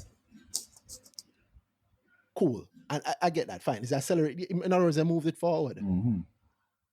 Yeah, so maybe we didn't have to amortize it until Q2, we never had to amortize it for the rest of the year. So maybe the contract was the rest of the year. We took a little piece every quarter. Mm-hmm. Yes. But instead, we're going to take the full year right now. Why? Yeah. Because we're canceling the policy. No, when you take a hit like that in just regular business, not thinking normally, straightforward, you don't want to have to take a hit like that, right? So you would show evidence and say, hey, I don't want to put this negative 200 on my books. Here's this clause which says that in the event of early closure of the policy, we will have a 5% fee and we will return all outstanding balances and blah, blah, blah to you. Right? This agreement does not have that policy. So they don't have that to show. No, you could maybe go to the reinsurer and say, hey, let's draft up something to show that you're going to pay us it. But I am saying that I can see a path where you definitely go to the reinsurer and say, hey, that money you have for me, we're going to pay it, right? But no, you can give me separate paperwork or you can sign it with a grace group. And then when the auditor says, okay, if you're amortizing this contract, you have to pull all the costs from now to the end of the contract forward, unless you have something to show me that you're getting some cash back. And I go, no, the policy doesn't, the contract doesn't have any clause for that. Okay, well, you have to put the negative whatever on your books. No problem, cool. And I put the negative whatever on my books. Why? Because I also know that, one, you're about to get reinsured within the group a lot cheaper. Two, maybe 2 or 3 quarters from now, you're going to pay me, you being you, Danai, Company B, Danai's of London, you're going to pay me back that money that you have for me because we have maybe a gentleman's agreement or a larger agreement. Or maybe there's some transfer between both reinsurers, right? And hey, you give me a credit charge here, and I will give you a negative there. And on the group GK policy, maybe they get a negative to the tune of whatever this amount is. Assumption on my part. Again, I don't know. Straight speculation, guys. All right. But I'm saying I don't really think that this money isn't there. I think that they pull the money up. I think it's a loss that they didn't have to take, which I did say that. They moved it forward. But I don't think that they're walking away from the money. That's what I'm trying to say to you. I don't think they're walking away from the money. This isn't the kind of money you walk away from. To be clear, again, I'm not saying I don't understand you. I'm just throwing doubts. All right, why exactly would I walk away from 323 million or anything in that range? Like, think about it. It's them cancel it, No. The doubt is actually the doubt was stemming from I don't know how this actually work or accounting around it. I was just figuring it out. So that was where the doubt. That is what I wanted to hear. I'm surprised that I haven't seen anybody. Usually, every now and then you see people talking about. I don't see anybody talking about it. It's just, and I've been waiting and wondering and nothing. Usual. Talk is cheap. Yeah. I said it recently. Commentators are nothing there. Some I really found very often people look at the same places over and over, or they have a view of a stock, so they never look at it. They're not going to look at it more than so. That type of thing. So, and you hear certain people don't talk about certain things. They say, "Cool." Boy, so it go. Well, Or as you said, it's funny. This is Randy's own words. Something else start the conversation. You can't wait and other people do it. that is true. That is true. Which is why I'm here saying it on the podcast. Yes, indeed. But it's to draw attention to that the possibility of there being something there. And what it is me, I just waited enough time for people to get over it and start looking back at what was said and think whether or not I'd have suddenly lost my mind to be running into a company that is burning down and be here happily grinning. I suddenly decided no at this time to start making dumb decisions on the market. I would, but my point is, this is me talking about Key finally. Mm-hmm. It's like it's obvious. They didn't, and everybody, all of the things I saw said about it were to say, oh, the fundamentals were supported. These guys are making a loss. And then the second loss, which is the one we're looking at now, came out and, oh, wow, an even bigger loss. Wow. When it's clear. And when I say, yeah, but GK. The thing is, it's funny. No, you know what they say? The funny thing is they say, yes, there's a GK taking over, but still, it doesn't warrant I'm like, it doesn't what? You believe in GK, but you don't believe in what they buy. That's weird to me. Somehow GK the best thing ever, but boy, GK buy Key them most fool now.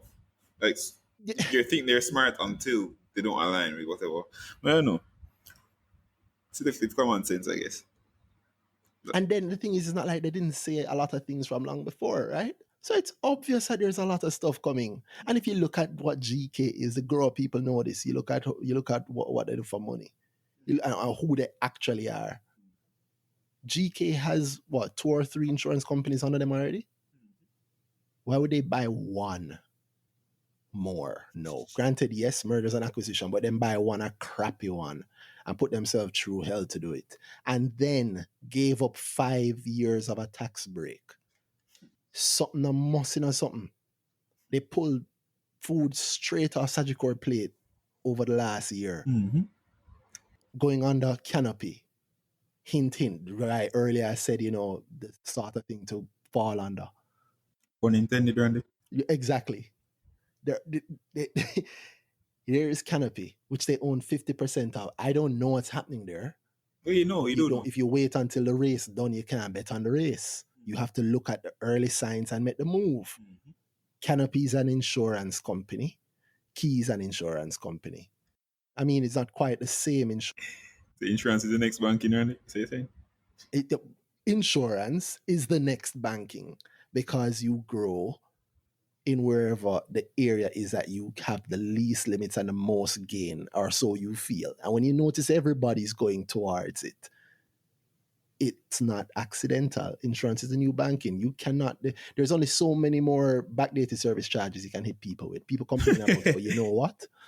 Jamaica is under insured and everybody know it. So who you think is going to solve that problem? Now the money man then that's going to obviously do it. And if Grace is saying it very clearly that they think the way forward is through mergers and acquisitions, and then buy a crappy insurance company, and then own another insurance company that isn't really touching the market outside of the fact that they own 50% of it, which means that they're going to have to report the numbers anyway. I wonder who owns the other 50%. Could it be like a set of people who are notorious for using the market to gain? So maybe it's a cheap bet to buy Key at $2 even if they have a loss, because It's a good thing I made that bet. Same too, right, Randy? worst case scenario, Grace makes it better. That's the worst that could happen. The worst thing that could happen is that Grace makes it better. There's another line in that article, which is that Webby said, I don't even want to get it, I don't want to get it wrong. I want to read the exact words. It's a simple line though. There's a scope for collaboration. No, it's not that. It's, in the meantime, he sees the plan they have to turn the company around, yielding results. Matter of months. Yep. Months. Because the only problem that Key had was money. And guess what Grace have a lot of? Money. And what do you do if you have a lot of money and you need money? You use other people's money, not yours. Which is why the line before that says, Don Webby, who took over as chairman of Key from Natalia Gobin Gunter, one of the legacy shareholders, says the board is still weighing the likelihood of a rights issue to raise fresh capital for Key Insurance. Yep. So maybe I wasn't dumb. Maybe it was just somebody doing an analysis, putting together dots and knowing how to look at and understand a business and analyze a company. Actually understand business and understand companies and understand finance and understand the world, how things work. That's what we need. That's what the people dying for. People who can do that. Oh God. So anyway, I say all that to say that Key is great, right? And now it's at $7 again. Yeah, remember, I read this article, message you and said, maybe, I wonder if you gave post a profit this quarter. You know, I want to post a loss. You did. It would be great if that. I mean, my plans have them still making a loss. Yes, definitely. But I can see them giving me a surprise profit. Yeah. But I want the loss still, because that $7 we can do it a little bit this, you know. I don't even want it for that reason. That is you know what? It's not the loss, because the financials are one of the milestones that I have. But the real thing I'm waiting for is to see what they're going to do within their insurance. Yeah, GKFG. I'm waiting to see what's going to happen there. True, money is money, right? Yeah. Let's see what that move is. That's a move that I suspect Key has a key role in, pun intended. Yeah. Anyway, so Key's now up in the past. What is this? End of. I thought it was the end of July. It's not. It's last week. So from the 24th, last week Friday, till today, over the last 3 days, Key has risen. Yep. As I said, the movement has come since since this news article came out. 44% between Friday and now. Yet it was weird when I was saying that I'm buying it up to $7 months ago. It's a good thing I never have to wait on Gleaner to write the article.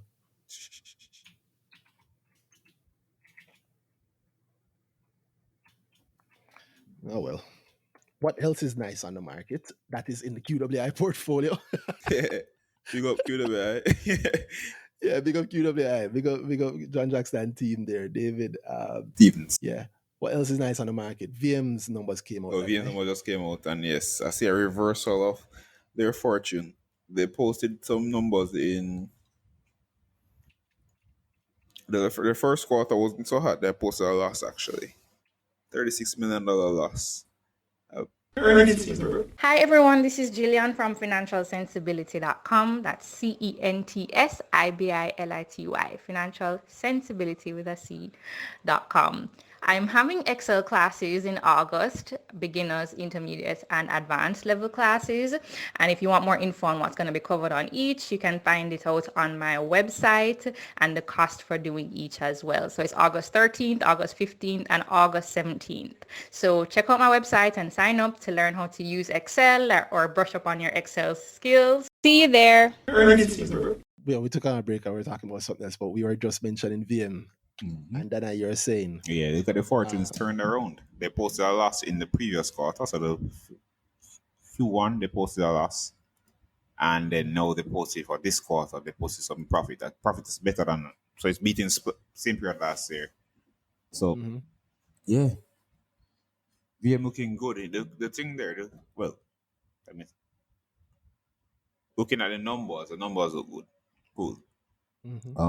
If you look at the previous quarter, you realize that boy, the revenue hit them hard. So the total revenue, net interest income and other operating revenue for them for the first quarter was 268 million. And the quarter before that was 438 million. So you know already said boy in problems. And they did not clear those expenses. So they ended up with a loss that quarter. So now you look at thing there. Revenue beating same period last year. And profitable now. Interesting bit was fees. If you look their at income from fees, net fees and commissions, 284 million compared to 200 million last year. 207. 207 million last year. Yeah, so big jump. Cream off of that. Big jump. What do you think is pushing that? Unit trust, my first thought. Unit trust? Fees. Or, well, no. I should have to think about that. Because I said capital markets unit. Fee. Yeah. So that's strong. What is the capital market? Is there equity unit? Is it just equity or so it's thing there? Like it's everything it's there? Investment banking basically. Okay. So the Barbados move. Yeah, and they'll make bonds for people and charge them fees on it when they make the bond sale. Yeah. So it's a strong performance from the asset management unit and them classic income and property portfolio. And so the fees on the capital market unit specifically gave a fee increase of 98 million. So you get me? I can see where that 80 million jump in fees overall can fall within a 98 million jump in those capital market unit fees. Yeah, so it might be the strength of that. Yeah, you see that nice line? Our asset management unit will, in the future, benefit from the expanded distribution channels. In other words, the roads that we have paved, it's going to make it nice and easy for them to keep making more and more money. It's a bigger VMIL that we're dealing with now, pretty much. Indeed. Yeah. Resworth Berchenson, as you say. Big up as always. Yeah, the man not play at all. Yeah, the man not drop any catch at whole group, as a matter of fact. And you know what I like about them? They Resworth and Michael Morris is that name of it. I saw their AGM, they streamed the AGM the other day. They come with their own shares. Yes. I like that. They care about it. Yep. They care about it, and they own serious shares, and they seem to be serious about the market and what's happening, and them look like them care about them share price. I think. When we care about the company, they have a vested interest in the company doing well. Rez is a number 3 holder. He's the number 3 top shareholder, and he's saying that he has the most share as an individual. So number 1 is VMBS. Number 2 is one of their pension schemes, the VM pension scheme, and number 3 is Rez himself and his wife. Yeah, I assume it's his wife or his I think it's his wife. mother. I think. Yeah. But yeah, man. Well, anyway, you do that is great. Yep. That's an inspired CEO. That's what I want to see more of. Do it. Yeah, man. Does he move his unit? Does he actually trade? Has he been buying more? Let me check. Actually, he sold a little bit. Oh, into 2018, yeah, he had 6.57. He has 6.4 now. Okay, so well, that's good. I think he was taking gains because if you look at it, it was in a good period. I think between June and March 20. Yeah. What's the VMIL? VMIL not touch. What's the highest it go? It went all the way up to 11, 12. You're probably beyond that. Yes, probably beyond that.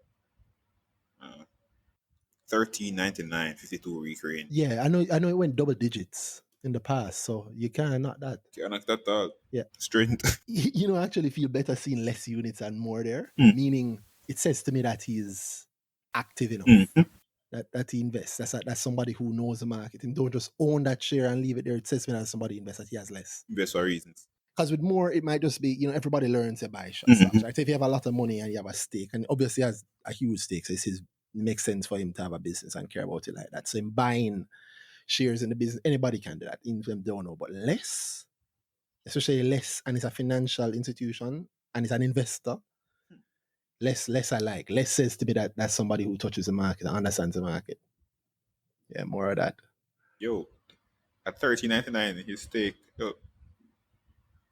I'll be very motivated as well. Headache. I'll be very motivated as well.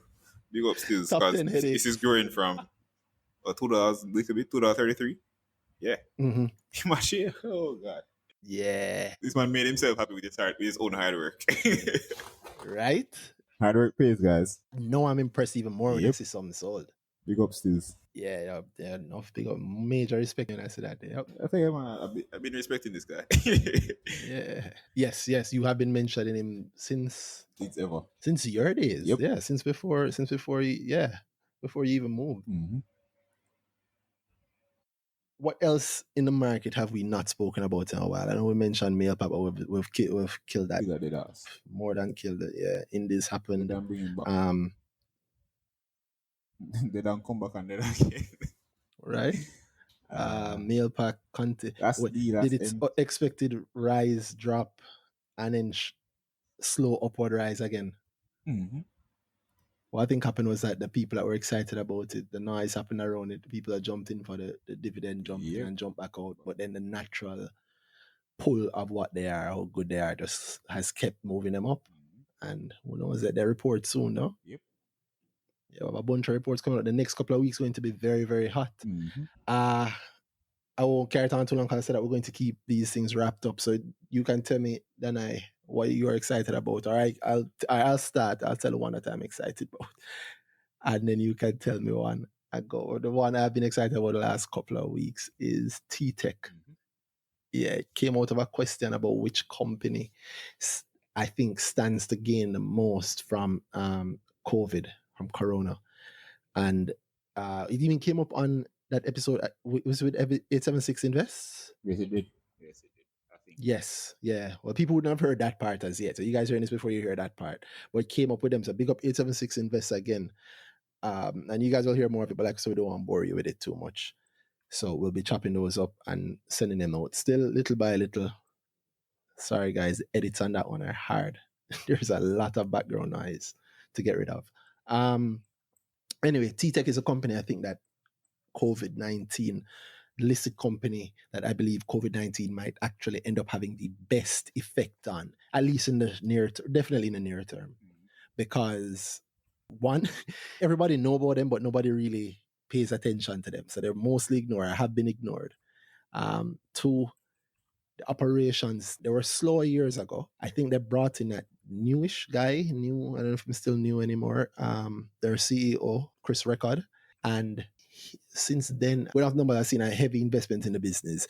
We even spoke about it a lot at one of the growers that did a couple of weeks ago. Yeah, I don't want to oversell it. I don't want to sound like I wrote it down having flashbacks to Key. At this point, I feel bad talking about stocks publicly sometimes. So anyway, this is me mentioning T-Tech that maybe you'll find somebody else interested in. So it's a one company. What do they do? They're an IT company. They did, in my view, a lot of investment in themselves last year and their staff. They tooled up. Then they mentioned getting a new big customer. They have one huge customer. I suspect is GK because that's where they're coming from. They tool up their board with the ex-Digicel CEO, Justin Morin, on it. And he's now the MD of Appliance Traders. Chris Record himself has been putting out a lot of work, and pretty much, guys, everybody know two things from Corona. So you're going to be home a lot, so obviously work from home going to happen, and a whole heap of food going to eat at home. We all accept that the food companies, the distribution companies might have a nice rise from it, and we see Lasco showing some of that, hopefully. Seems to be showing some of that. Mm-hmm. But That's nobody seemed to remember that there's a company on the exchange that specializes in work from home.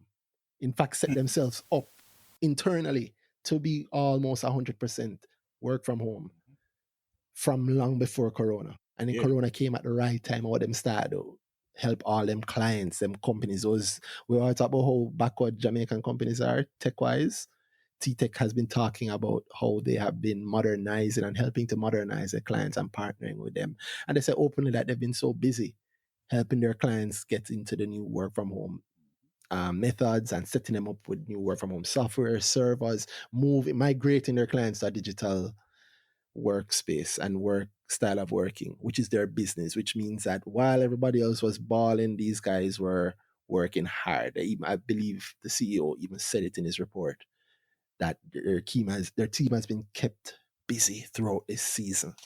And throughout that entire time, the stock has just nicely meandered in the mid four, low threes, mid four. And I think I bought some then. I bought quite a bit, and people start to know about it now. I can tell that a lot of people see it now. Since the start of July, has grown from $4.70 to currently it's at $6.87. So that is less than a month. 46% growth within damn, Key did that in 3 days, but yeah, T-Tech did that within a month, and T-Tech hasn't reported the numbers yet. So I think that the quarter ended June 30th to report, and they report that in a week or two. So by mid-August, they should be reporting that. And I suspect that what they will have is greater profits from having helped their customers, especially their larger customers, not just GK, but their larger new customers. And they also have a presence outside of the country. They're in Guyana. They also have a presence in, of course, the US, Louisiana, Miami. They do stuff for clients in Central and South America. Kind of make, I think, the mass of their money in Jamaica too. So that is diversified. And they sounded like they're gearing up to even go further out. So if there's one company I'm excited about from this whole thing, is T-Tech. And I think it's something that people have been ignorant. But I suspect people know about it now because I see it spiking. Yeah, right. You see it spiking before results. So it's at 6 something now, and who knows how high it might go. And I suspect you'll have a really good result. So I did some work on the PE ratio. And if they beat last year's Q2, which they're about to report, if they have beated, wow, fully done. If they beat last year's profit by like 30%, I think they have already made the whole of the profit that they made last year in 6 months of this year in the middle of Corona.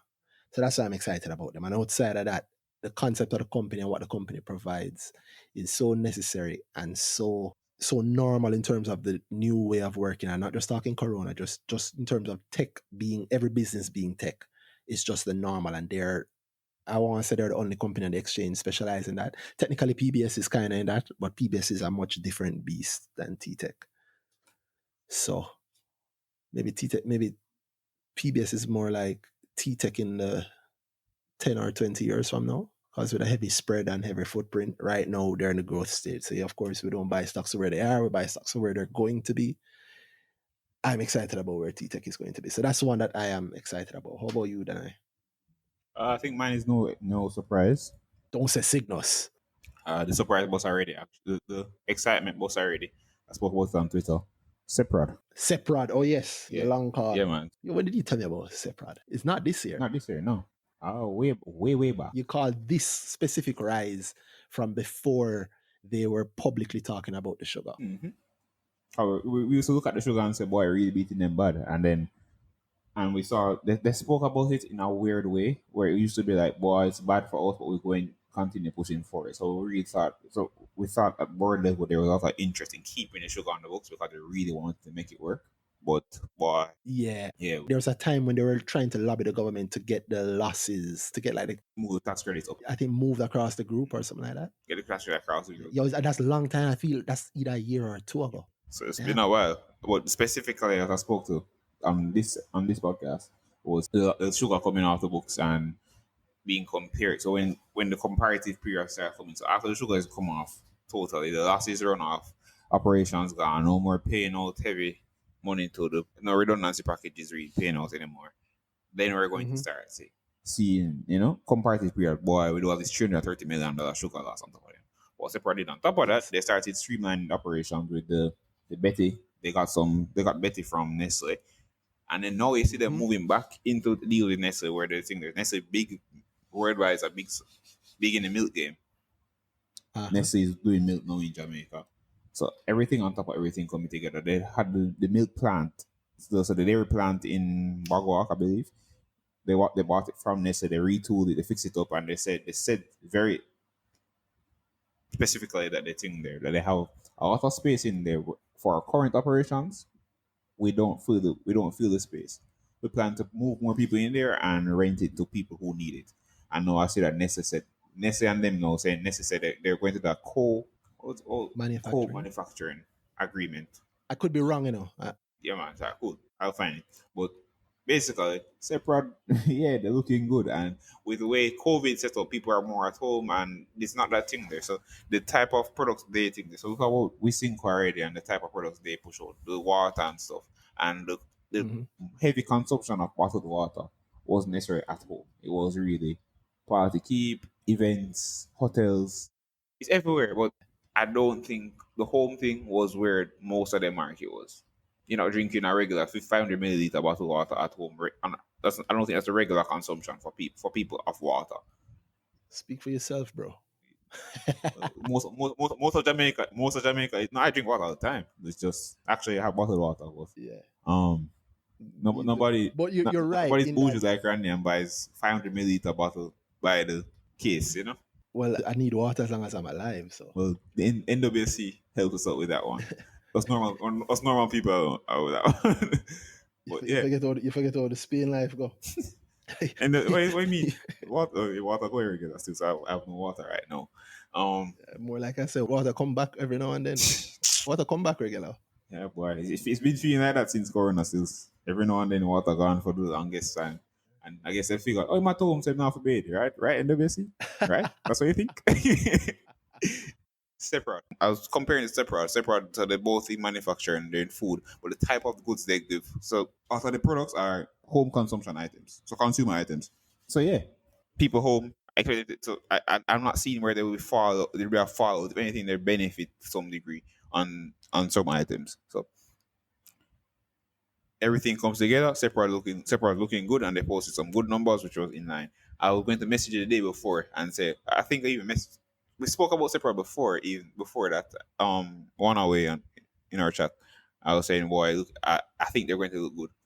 And the day before the results come out, I was going to message you and say, I think we're going to buy some more Seprod. Never message you, never buy, because work was holding me. And then, lo and behold, results out, strong. Have they flown? Has the share price moved there? So it was around 51.99 something. At 51.95, and it's now at 55.57. So that's almost 10%. They're around 6%, 6-7 around that. I mean, this is a matter of days. So yeah, so it's 6-7%, 6.9 or 7%. Yeah, matter of days. Yeah. Cover your fees and you have some in there. If you put a big enough stake, 7% is nice. Yep. That's a great dividend. Yep.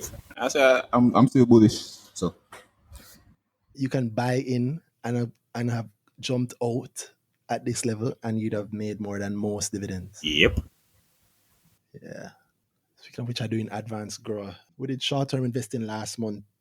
For last month, advanced grow with Shanice. Yo, everybody came and it was properly good. And people still messaging me asking, when are you doing another one? And of course, people who weren't there asking to come back, asking when we're going to do another one back. So I've been talking to Shanice. I think Shanice should come with something soon. So anybody who hasn't been looking out for it, look out for it. The short-term investing class from Shanice. Let's see what she comes with in August. Hi everybody, Sean the Top Striker here. So this Sunday, August 9th, is going to be my short-term investing workshop.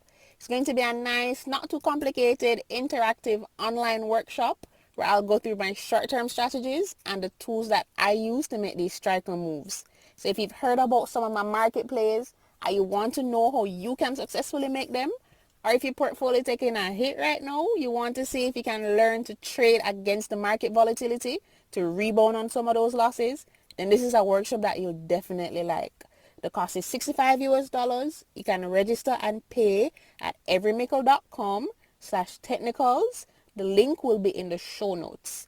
So join me on Sunday as we take the practical approach towards short-term investing on the Jamaica Stock Exchange. This movement reminded me of that because 7% is enough if you have big money. And unlike many stocks, separate can move big money in and out, yeah? Sometimes. 57,000 units yesterday, 24,000 units today. Money. Yeah, that's some heavy money. Yep. 57,000 units at $57. It's $3.2 million right there. Probably half when you add in fees, or 3.3 you add in fees. And that's just on one day. Separate can actually move money for the people who have a little bit more coin in their pocket.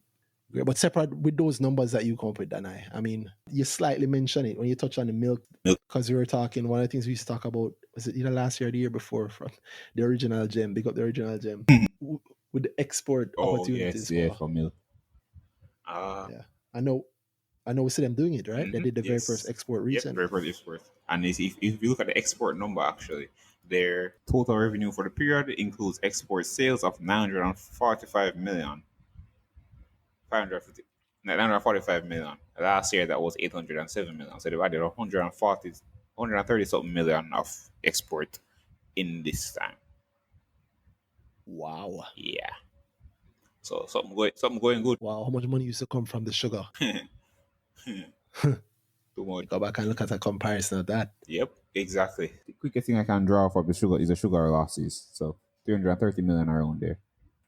Well, that's the losses, and they might have whatever in there, right? But I mean, like when sugar was contributing, it never really ever did work for them. Yeah, but revenue-wise, yeah, it was supposed to, and it ended up not. Yeah, but big up Richard Pandoy. Him not playing. Indeed. Obviously, him rolling out a hell of a dream. Yeah, separate looking good. Yeah, man, I expect more from them. Well, good. Yeah, made by Separate, must be good. We spoke about it very recently about what they want, about possible ventures for the sugar land. They might lease it for coconuts as some income for them that they don't worry about the whole coconuts actually do. They just lease stuff and the people grow coconut on it. So sort of like a JP thing with a mother farm type of thing. And then they're also looking said that anything that was produced that they looking into making thing there, value added products. So coconut items basically. You can sell coconut water, coconut this, coconut that. So not just that, the interior of BMW seats are coconut husks. That's what it's made from. There's so much that you can do. Indeed. Yeah. You know the coconut thing go like 10 years to make a farm, so by the time you get around to it, you have to find all the uses for it. Indeed. People coconut farms and also making some good money. Yeah. So yeah. To this day I'm angry that when we were growing up we were made to think that farmers are poor. Trust me. And farming was a poor thing to go into. Exactly. But anyways, town people alone fool like that. Yep. Because the CEO is smart enough to see even they come from town, like Richard Pandoy, or if the digitally in town. I don't know about Stephen Whittingham, but I know he's definitely digital. I know I mentioned him again because earlier I said that most people would say yes to it or not at it, but not really understand what it is.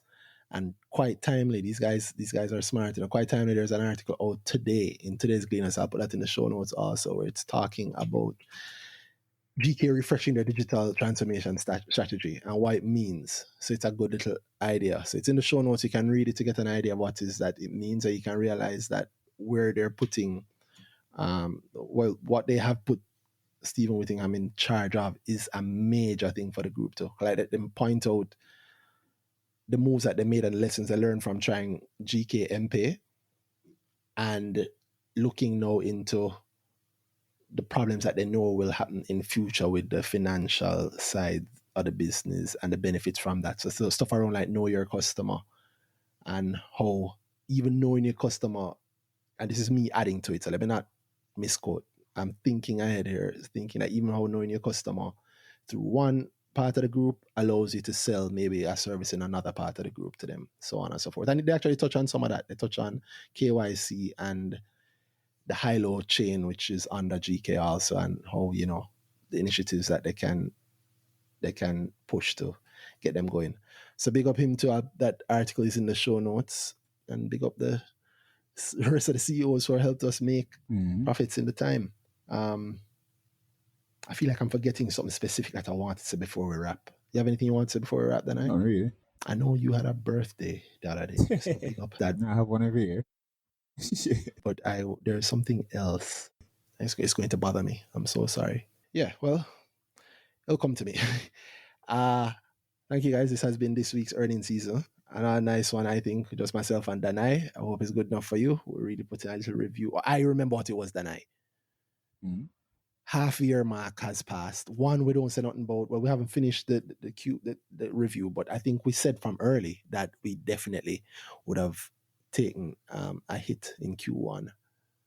So, but we still don't know exactly which one was lost more, right? Either you or me.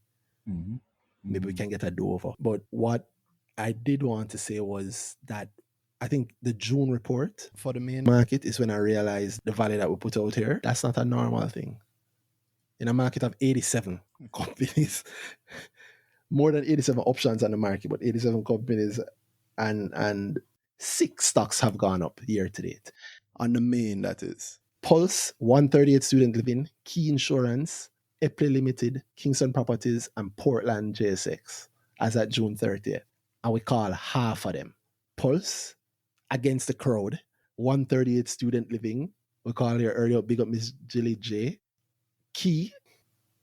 So, in case you doubted your prowess, sir, doubt it no more. It was literally just that point. I remember it's a big deal. I feel like I've made a big enough deal of it, but it is actually a very big deal. You don't sound like you care. You don't. You're like, huh? Yeah, no, not really. Not really. You don't care. You personally call at least 3 of them.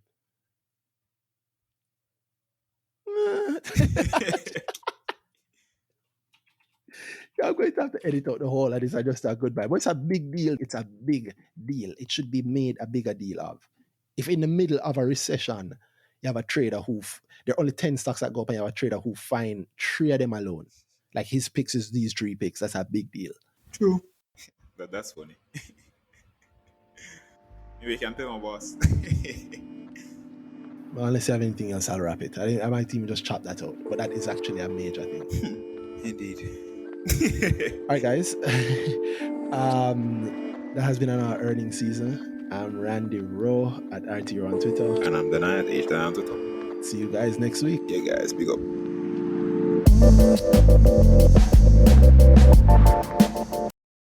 The whole heap of money I'll just save. We got $2,000 out of it. You chase before you said $250. Earnings season, bro.